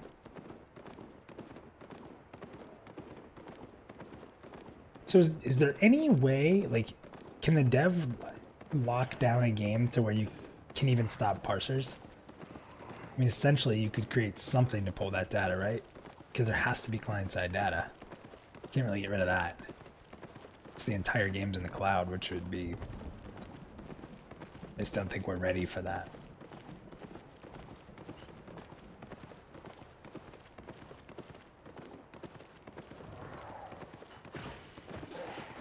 Where the heck is the exit to this place?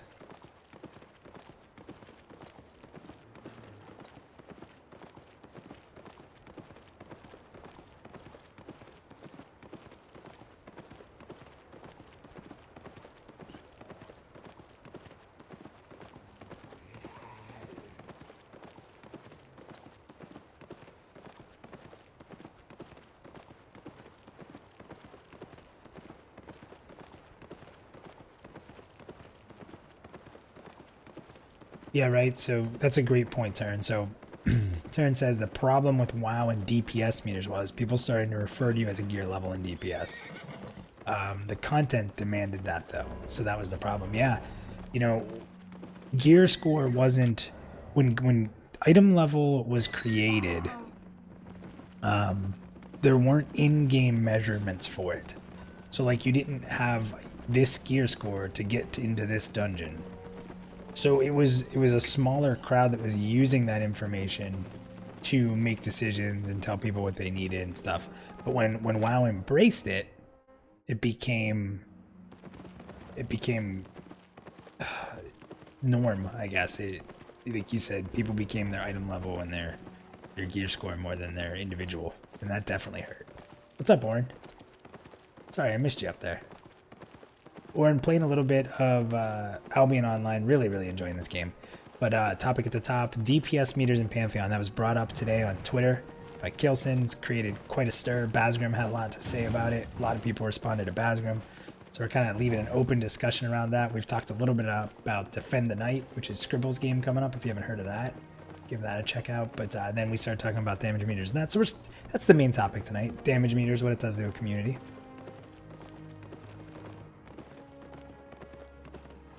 Oh, Cerulean, you're 100% about RTSs. I used to love RTSs, and then I watched a competitive player play StarCraft. And it was literally just a combination of hotkeys and the screen jumping all over the place. Like, you weren't even playing it. You were playing a typing simulator that end resulted in an RTS, it seemed like. And that's when RTSs lost me.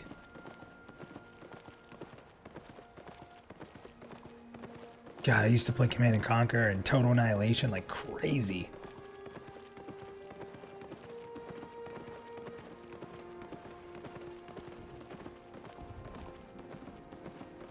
At the end of the day, the main thing that should be the ultimate deciding factor if a group is working is if you kill the boss, right? I mean, the end of the day, if you win, who cares how you got there? And if this game is old school enough, then we're gonna probably see enemies that aren't even killable. I mean, we had that in some of the old school games. They were there to just kind of mess with you.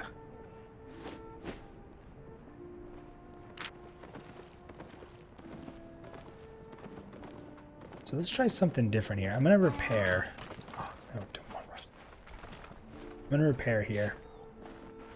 Let me guess. Ooh, expensive. You know where to That's what happens when you die. Look, my gold is dwindling. That's not my donkey.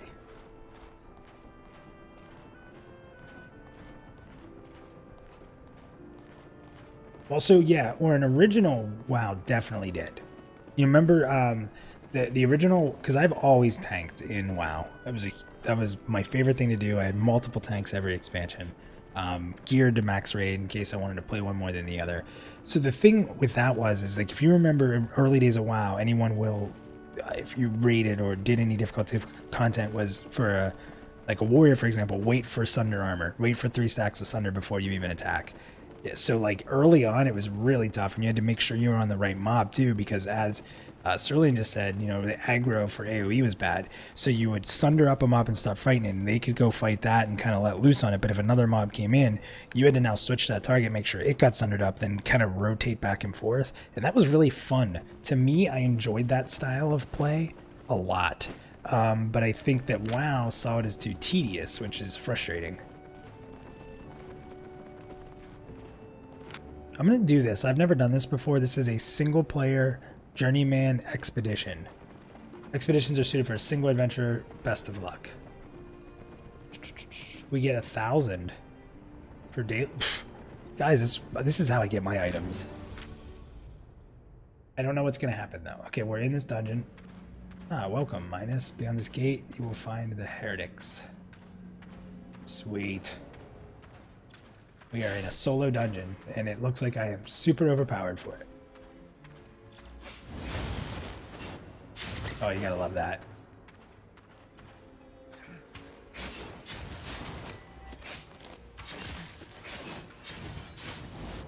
What do you guys think, too, about getting real powerful? Like, some MMOs don't like you to ever get super powerful. There's a part of me that just loves when you get strong. I think all of us went back to kill some kind of enemy, right? Like where you would struggle in a dungeon, and when you got really strong, you went back just like, yeah, guess who's back? Like Hogger. Went and got Hogger.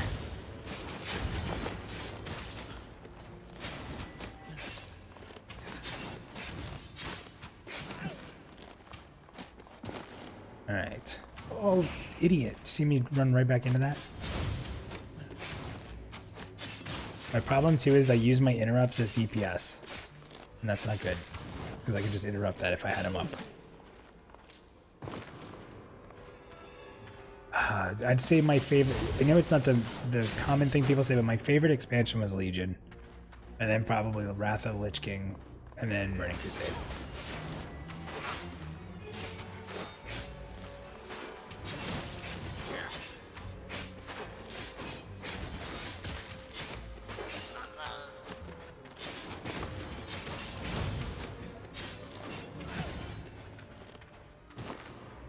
I'm talking more about like when you're strong and you go back to like content that's not useful for you. Like I wouldn't want current content to get that weak, but to like content that's maybe not like no use to you, but you just want to go back because, you know, they wronged you some way in the past.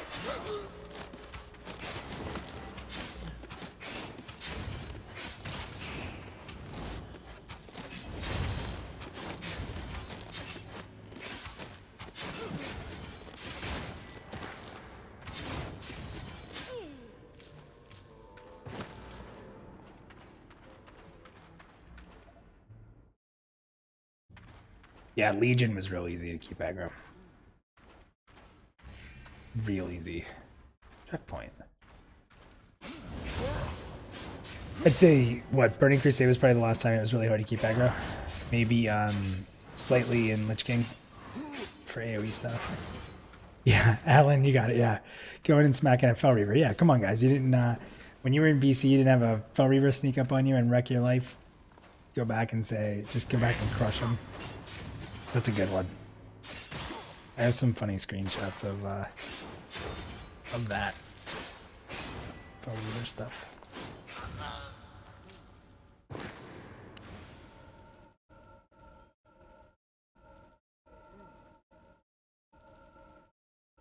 See, the big thing for me that I want out of an MMO, these are pretty simple compared to what a lot of people want. I want the game to have a really good guild system. I want guild leaders to be rewarded for running a good guild, and I want people who spend time in the guild and do more guild activities to be benefited from that. Like, there should be some system in-game that encourages staying with a guild, building stuff up, and getting something out of it. That's first and foremost. I think that a lot of MMOs have been hands-off in creating a really awesome guild interface and kind of just leaving it to the players to do. I think supporting a guild leader with the right tools is an absolute game changer to the company that does it right. Because you want to talk community and what you're, you know, if you want to talk community, you're helping build that community, helping keep it strong.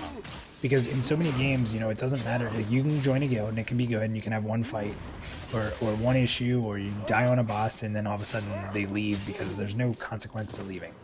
So I'd really like to see the game have built-in support for guild leaders to run guilds. That'd be first and foremost. Number two would be, I never want to stop leveling.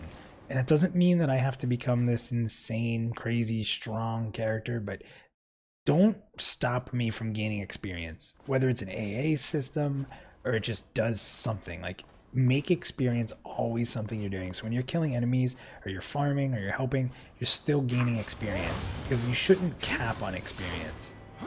Again, if it's a system outside of leveling at that point, that's fine.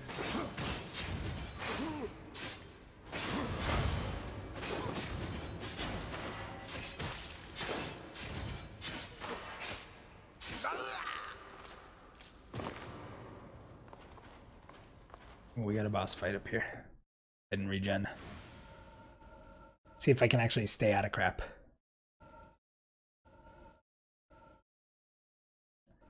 Yeah, I played a tank. I only very rarely played DPS. Like, super rarely. Like, End of Legion and one part of Lich King, I had a DPS main. But that's it. So, most of the time I was tanking or healing.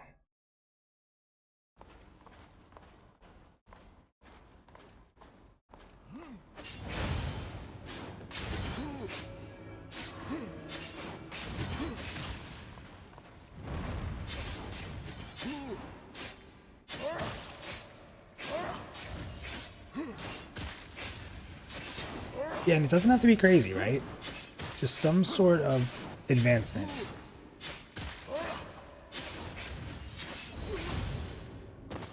That was easy. I'm definitely over skilled for this. Not the end though, it's just like a mini boss.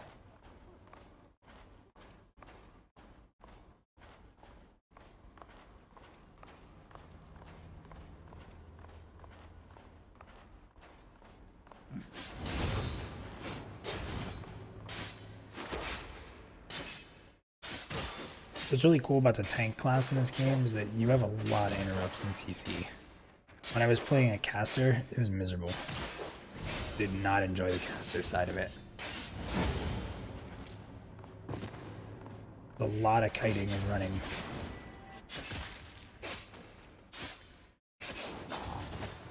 I gotta say that WoW's healing was done really well in some of the expansions. In Legion, I absolutely loved Holy Priest with Binding Heal. Oh, so good. Binding Heal was such a good spec. A lot of people didn't use it. A lot of people used the Prayer Mending build. But man, I loved Binding Heal.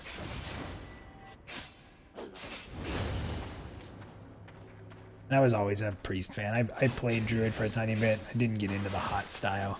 If I'm gonna heal, I just want a brute force heal. So if I play a healer in Pantheon or have an alt healer in Pantheon, it's a cleric hands down. It's not even gonna be close.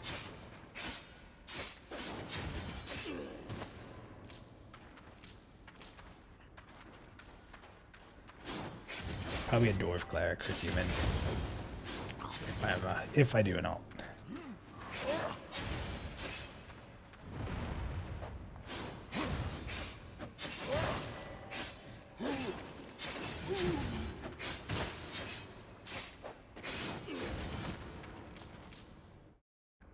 Regen some energy. Yeah, tanking, I mean, I've always been the biggest fan. So my favorite tank in WoW was a warrior. But there were times when warriors were really, really hard to play efficiently. I still did it, but there were times when it was just so easy to be a paladin or a death knight that I had one just in case we were on a fight that looked like I needed like that little bit more to help the group. Yeah, I'm not a fan of hide healers at all.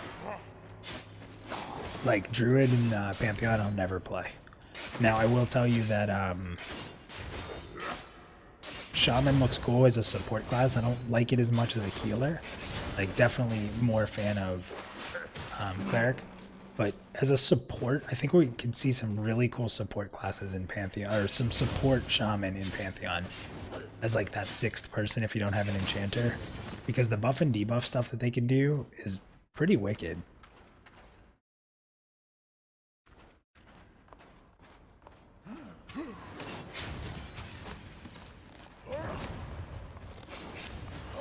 Oh man, for me, Alan, it would be wizard all day, every day. Gnome wizard.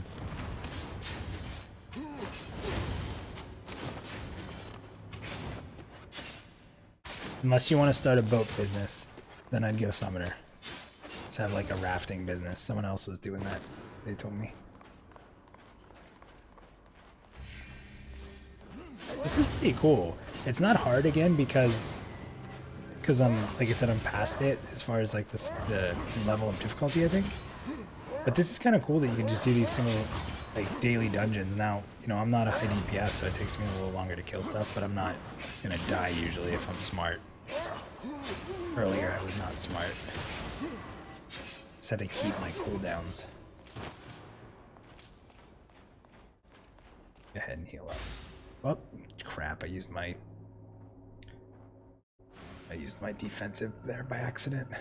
Yeah, I would definitely... Gnome Wizard is going to be ridiculous. Yes, Cerulean, there's definitely part of that that's like that. So the other thing that's cool about Wizards is that they have a type of spellcasting that's not there. You have to go discover it. So they have, you know, Arcane, Fire, and Frost. I have a feeling that that last one is going to be Frost Fire, but we'll see. Maybe it'll be something completely different.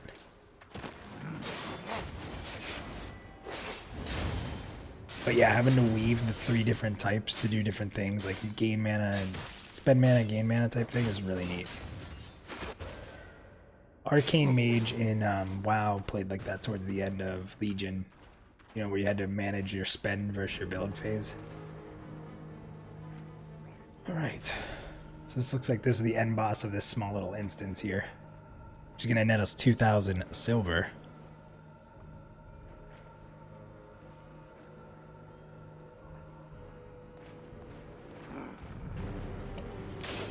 Oh, I fought a version of this guy. He's tough. I struggled to kill him in the dungeon, in the open world area that I was in. He has a spin that really hurts you when you're in close, and you're gonna take some of it regardless.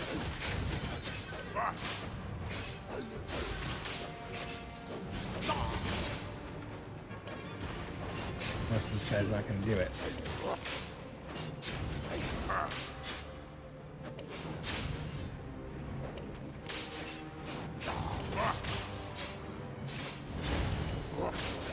Well, there it is.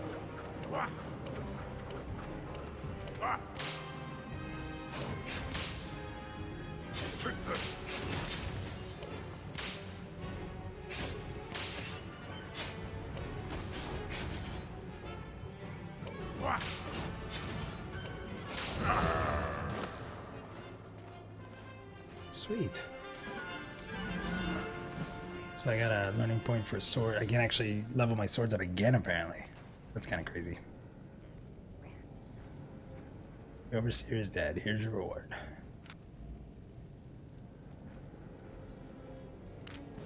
Take it. There we go. 2,000 silver.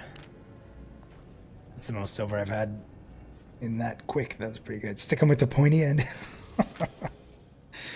That's so funny you say that, because there was a guildie that was just kept saying, like, how do I do this? How do I do this? How do I do this? This was in a, I think it was in Blade and Soul. And I just stopped and I just yelled him, like, hit him with your sword. And just the way that you had to be there. It's not a super funny story to tell, but it's lived on forever. All through WoW, anybody who played Blade and Soul with us, that would be a common thing. What do I do? Hit him with your sword. What's up, Quicks? Playing a little Albion Online while we talk MMOs, and tonight's topic, DPS meters in Pantheon, which has been pretty hot topic recently.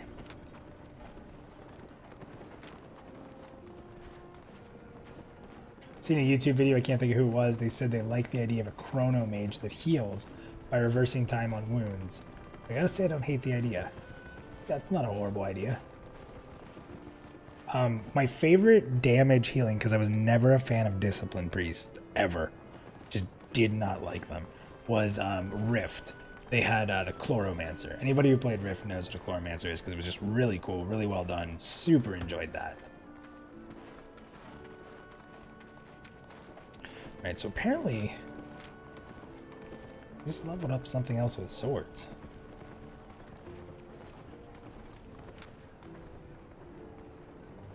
Oh man. That's cool. So I didn't realize there are 100 levels to each thing. Holy freaking cow. That is insane. Look, you actually unlock different spells. Well, this game just got a lot bigger. Look at that. Oh my gosh, I never saw that. So that's interesting. So I got to 2 out of 100 there. That is crazy. That's insane. We really need to get a better sword, though. Okay, so no matter what I use, as long as it's more than T3, it'll level this, so it does backlog as you get better weapons. That's pretty cool. Be like the Disc Priest in Wrath of the Lich King. God, I can't even remember. That was mainly a shield priest, right? Is that when they were heavy shields? Maybe I'm thinking wrong. Wow, that just opened up how much more depth there is in leveling. That is insane.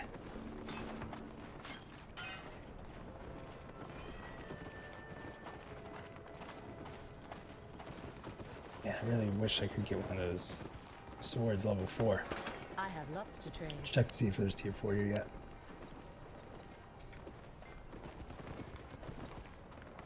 $6,000. I have 7, and then I think I have an order here. Do we want to do it? You can buy one right now. Don't be shy.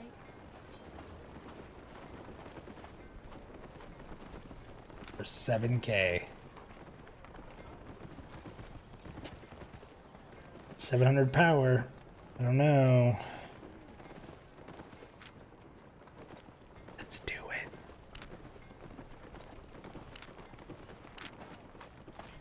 Paid twice as much as I wanted to, but hey.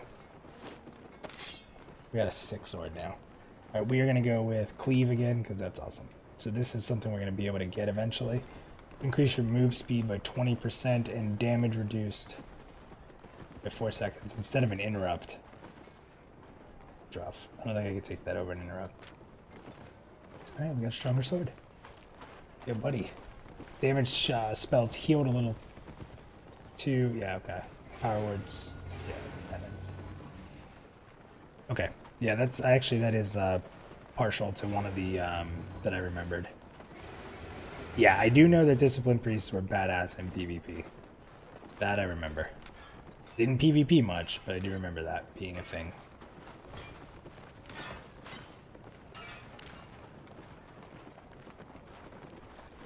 What's broken? Alright, we're poor again. Oh, look. Get a little bit back for that one. See you soon.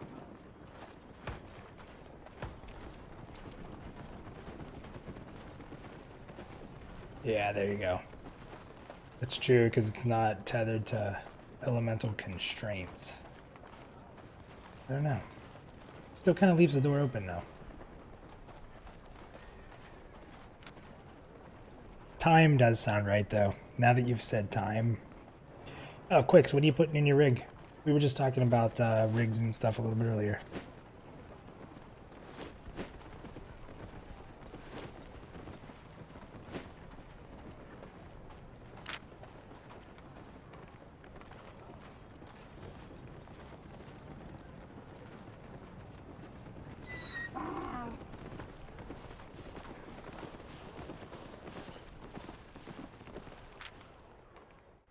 So I wonder if we can we keep doing those single,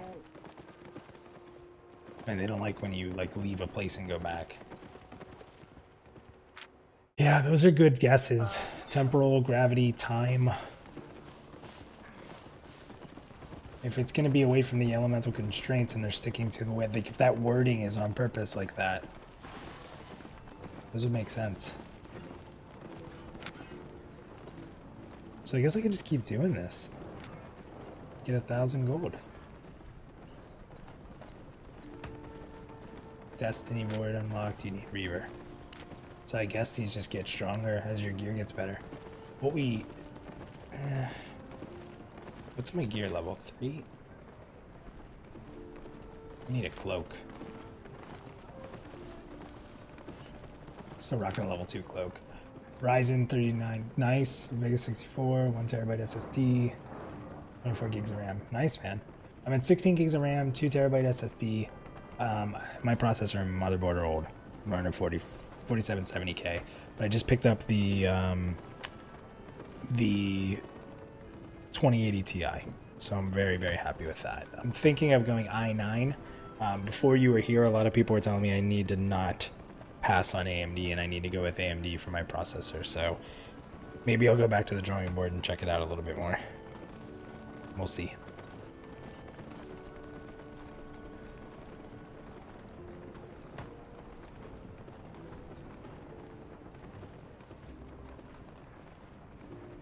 You guys are slowly selling me on that. I'm gonna give this another go because we need money. This seems to be the farming money way to go. So I just found a way to not have to worry about crafting. Grind dungeons. Yes, please.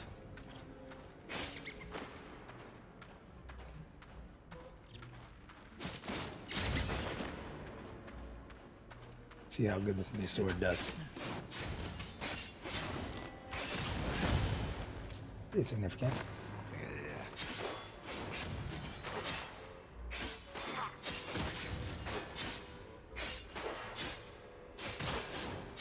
So the one thing that's funny is a lot of people were saying, oh, you just bought a 1080 Ti, they're putting a Super out, you should have waited. I just read the review on the Super is that it's just barely better than the 2080, and the Ti is still way ahead, so makes me feel better. Looks like the Ti will be king for a bit.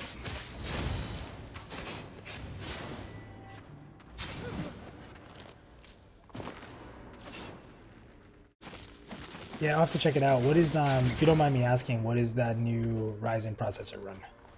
I'm gonna say that the i9 that I was looking at, which was the 9900, I want to say that was like, what was it, 450 on sale, like normally like 500. Yeah, this game is free to play. So I'll give you a quick look here. So for people who are curious about how free to play it is, if you go to, you can buy premium, okay? So real quick, I'll show this off. If you go into your skill training, which is here, so for example, I am in swords right here, I'm 2 out of 100. So to get it to level 3, I have to keep killing things, and as I kill things, I get fame, and that'll make me stronger and continue to upgrade my bonus item power and just everything about the different sets you can do. These tombs here that I have 94 of, they're called learning points. These will give you 20. These will give you 20 a day by being premium. So that'll help you get through levels of these things quicker. Now you get 10 a day passively if you do your dailies, or your non-premium if you do your dailies. So you get a little bit of a boost if you go premium. That's really the extent of, like, if you want to call that pay to win, but you don't need to do that. So it just depends how much you like grinding, because it's very grindy.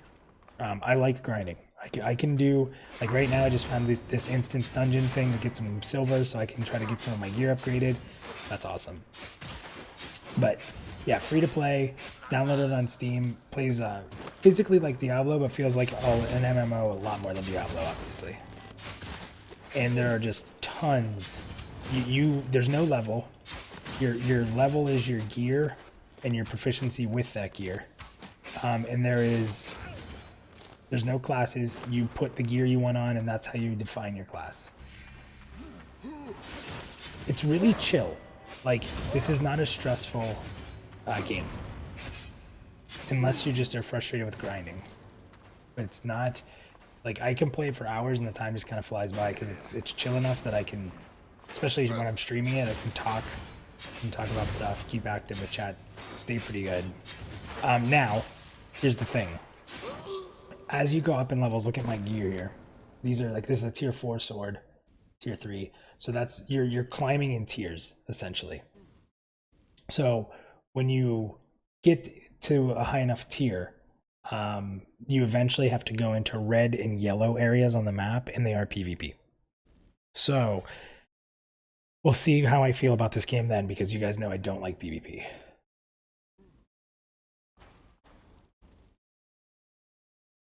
Chris, I'm grinding and I made it to the gun before bed tonight. Awesome. Chris, you have to hit me up on Discord so we can plan if you want to play game night with us next week. Like I said, I would be glad this weekend to help you get through some fights quicker.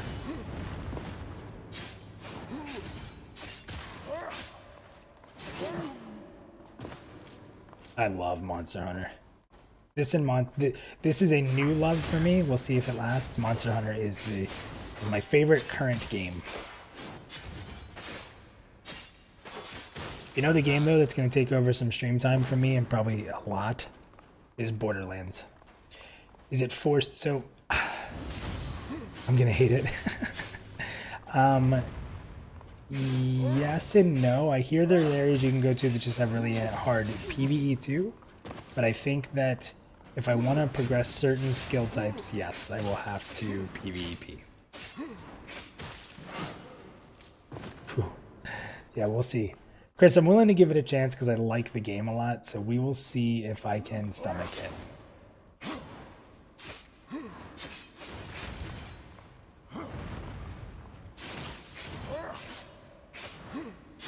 But yeah, everyone knows that I am I'm pretty avidly against PvP, but we will see. Oh, you don't have to PvP, you just have to defend yourself. Okay. Well, I'm a tank. That'll help.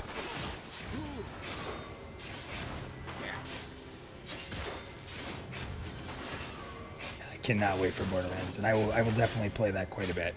I played Borderlands 2 probably more than any human should.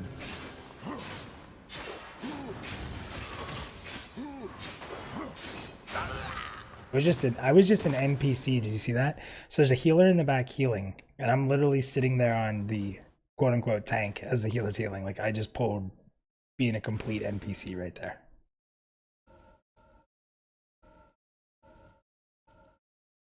was great fun a few years ago when you were playing beta, so it was fun for you still. We'll see. We'll see how it goes. It's a little different style of PvP too, with like the Diablo style control scheme, so maybe I'll like it. Have you tried to contact them?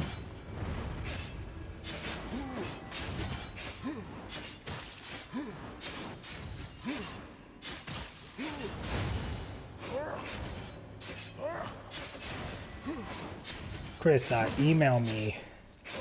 I'm gonna type it out.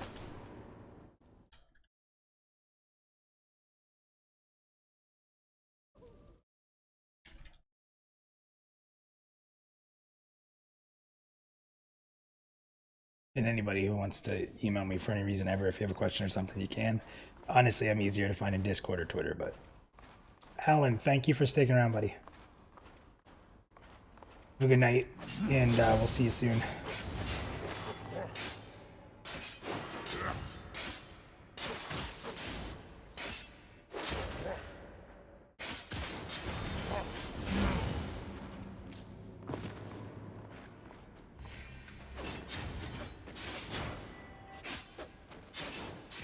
I keep thinking of, there is a chance that we're going to open up the Pantheon Plus Discord to anybody to join. Right now it's just content creators. I've been talking a lot about that. That way we can sort of build a little community, which would be kind of fun. So be on the lookout for that. That's probably sooner than later. Oh, the amount of grinding I did, man. I grinded so hardcore in Borderlands for gear. Like, I think I had almost every weapon. I had a few classes where I just geared myself so brokenly stupid that I could solo raid bosses. Like all the little tricks. Too much I played that game.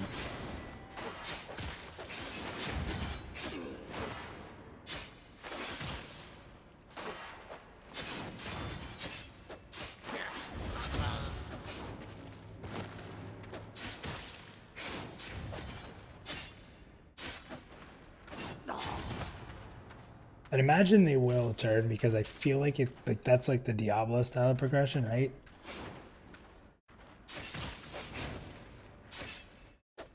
Well, I guess we'll see.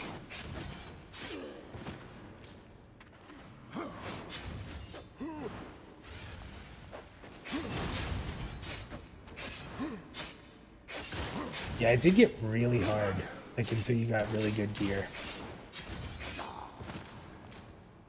Just remember, like, there's certain areas, like we were playing it, me and Hayasa are playing it again a little bit recently, and I just was like, wow, I'm dying a lot. Like, I thought I was good at this game.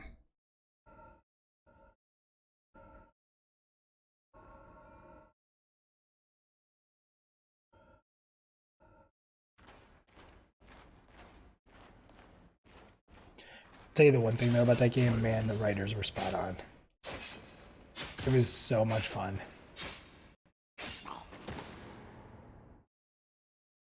Okay, so it was there was some conversation earlier about that this game was if this game was mobile or not. So it is not a mobile game.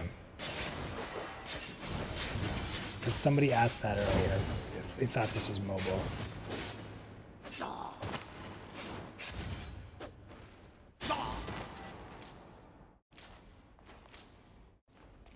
Yeah, I had a really awesome weapon that slagged and did something else, and that was kind of like my offhand weapon to get it started with. So for me, that wasn't too bad. But yeah, because it's funny because you don't really use the slag at all for most of the game. But you're right. Yeah, voice acting was the little secrets, like jumping over the cliff and having either Jack or Claptrap singing or talking about double rainbows and stuff. Like, it was just so topical. They did such a good job of like having so many like internet meme type things in it.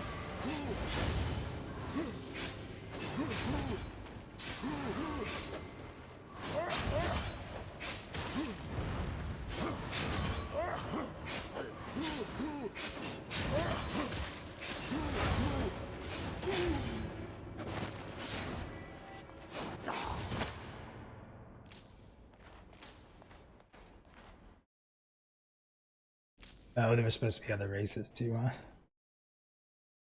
Huh. So I'm sure that angered a lot of the Kickstarter crowd because they didn't get a lot of stuff they were hoping to promise.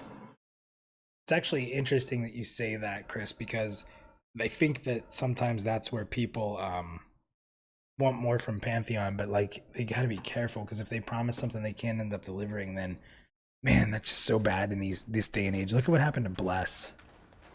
I mean, don't get me wrong, Bless had some really bad stuff happen, but yes, I think Borderlands 3 is 4-player co-op.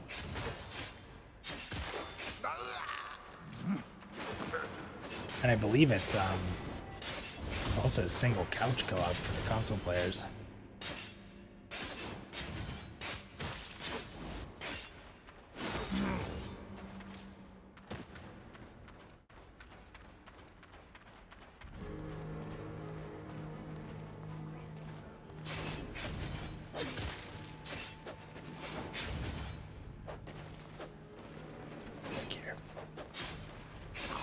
Trying to clear the trash. Old school techniques here.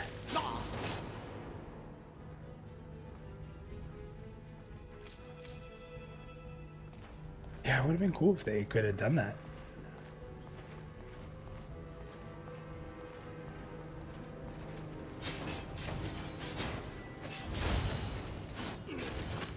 That's good though, because someone was saying earlier that they thought it was on phone, and if it was, like, I'd be in trouble right now with how much I like this game. Get in trouble at work and stuff.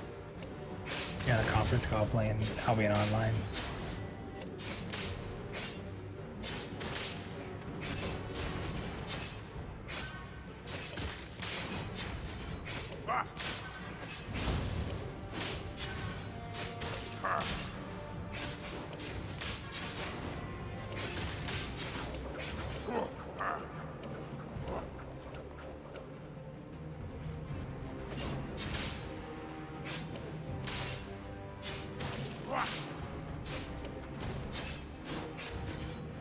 P99 EQ night. I don't want to say it's not gonna happen because there's enough people in our community that really like P99. Maybe we'll plan for that green server. Maybe like at least like launch night to get on and just see what's going on and stream that. I don't know though that we would do. Again, I don't want to say we wouldn't do it, but it's probably not on the agenda anyway. So I like this. I really like. Please rate your experience. Give it a 5. Really like this solo instance thing. Obviously, it probably gets stronger. I don't know how it gets stronger, but I'm sure it's your tier. That's awesome.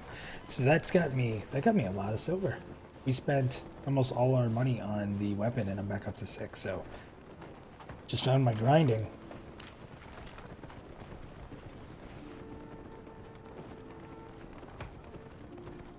Oh, they did it too.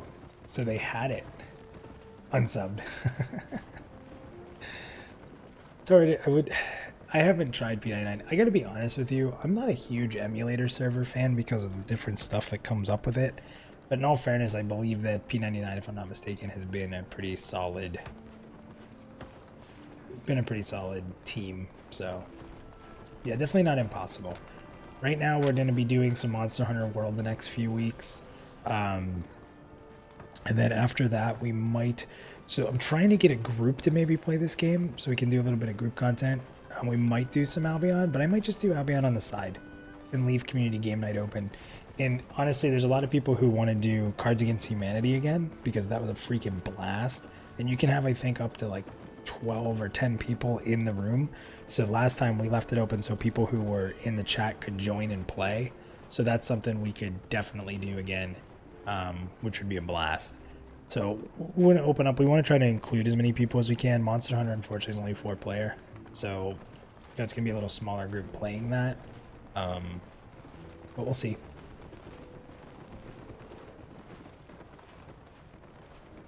I kind of want to check out the Vanguard emulation server again. It's been a while since I've been over there, and I really like those guys. The programmers are really cool. I don't know what kind of progress they've had, but we had an absolute blast playing that, even in a very early state. Oh, Sony and Daybreak are fine with it, huh? It's probably helped them. Right, Oh, that's crazy. So this guy can only repair Journeyman.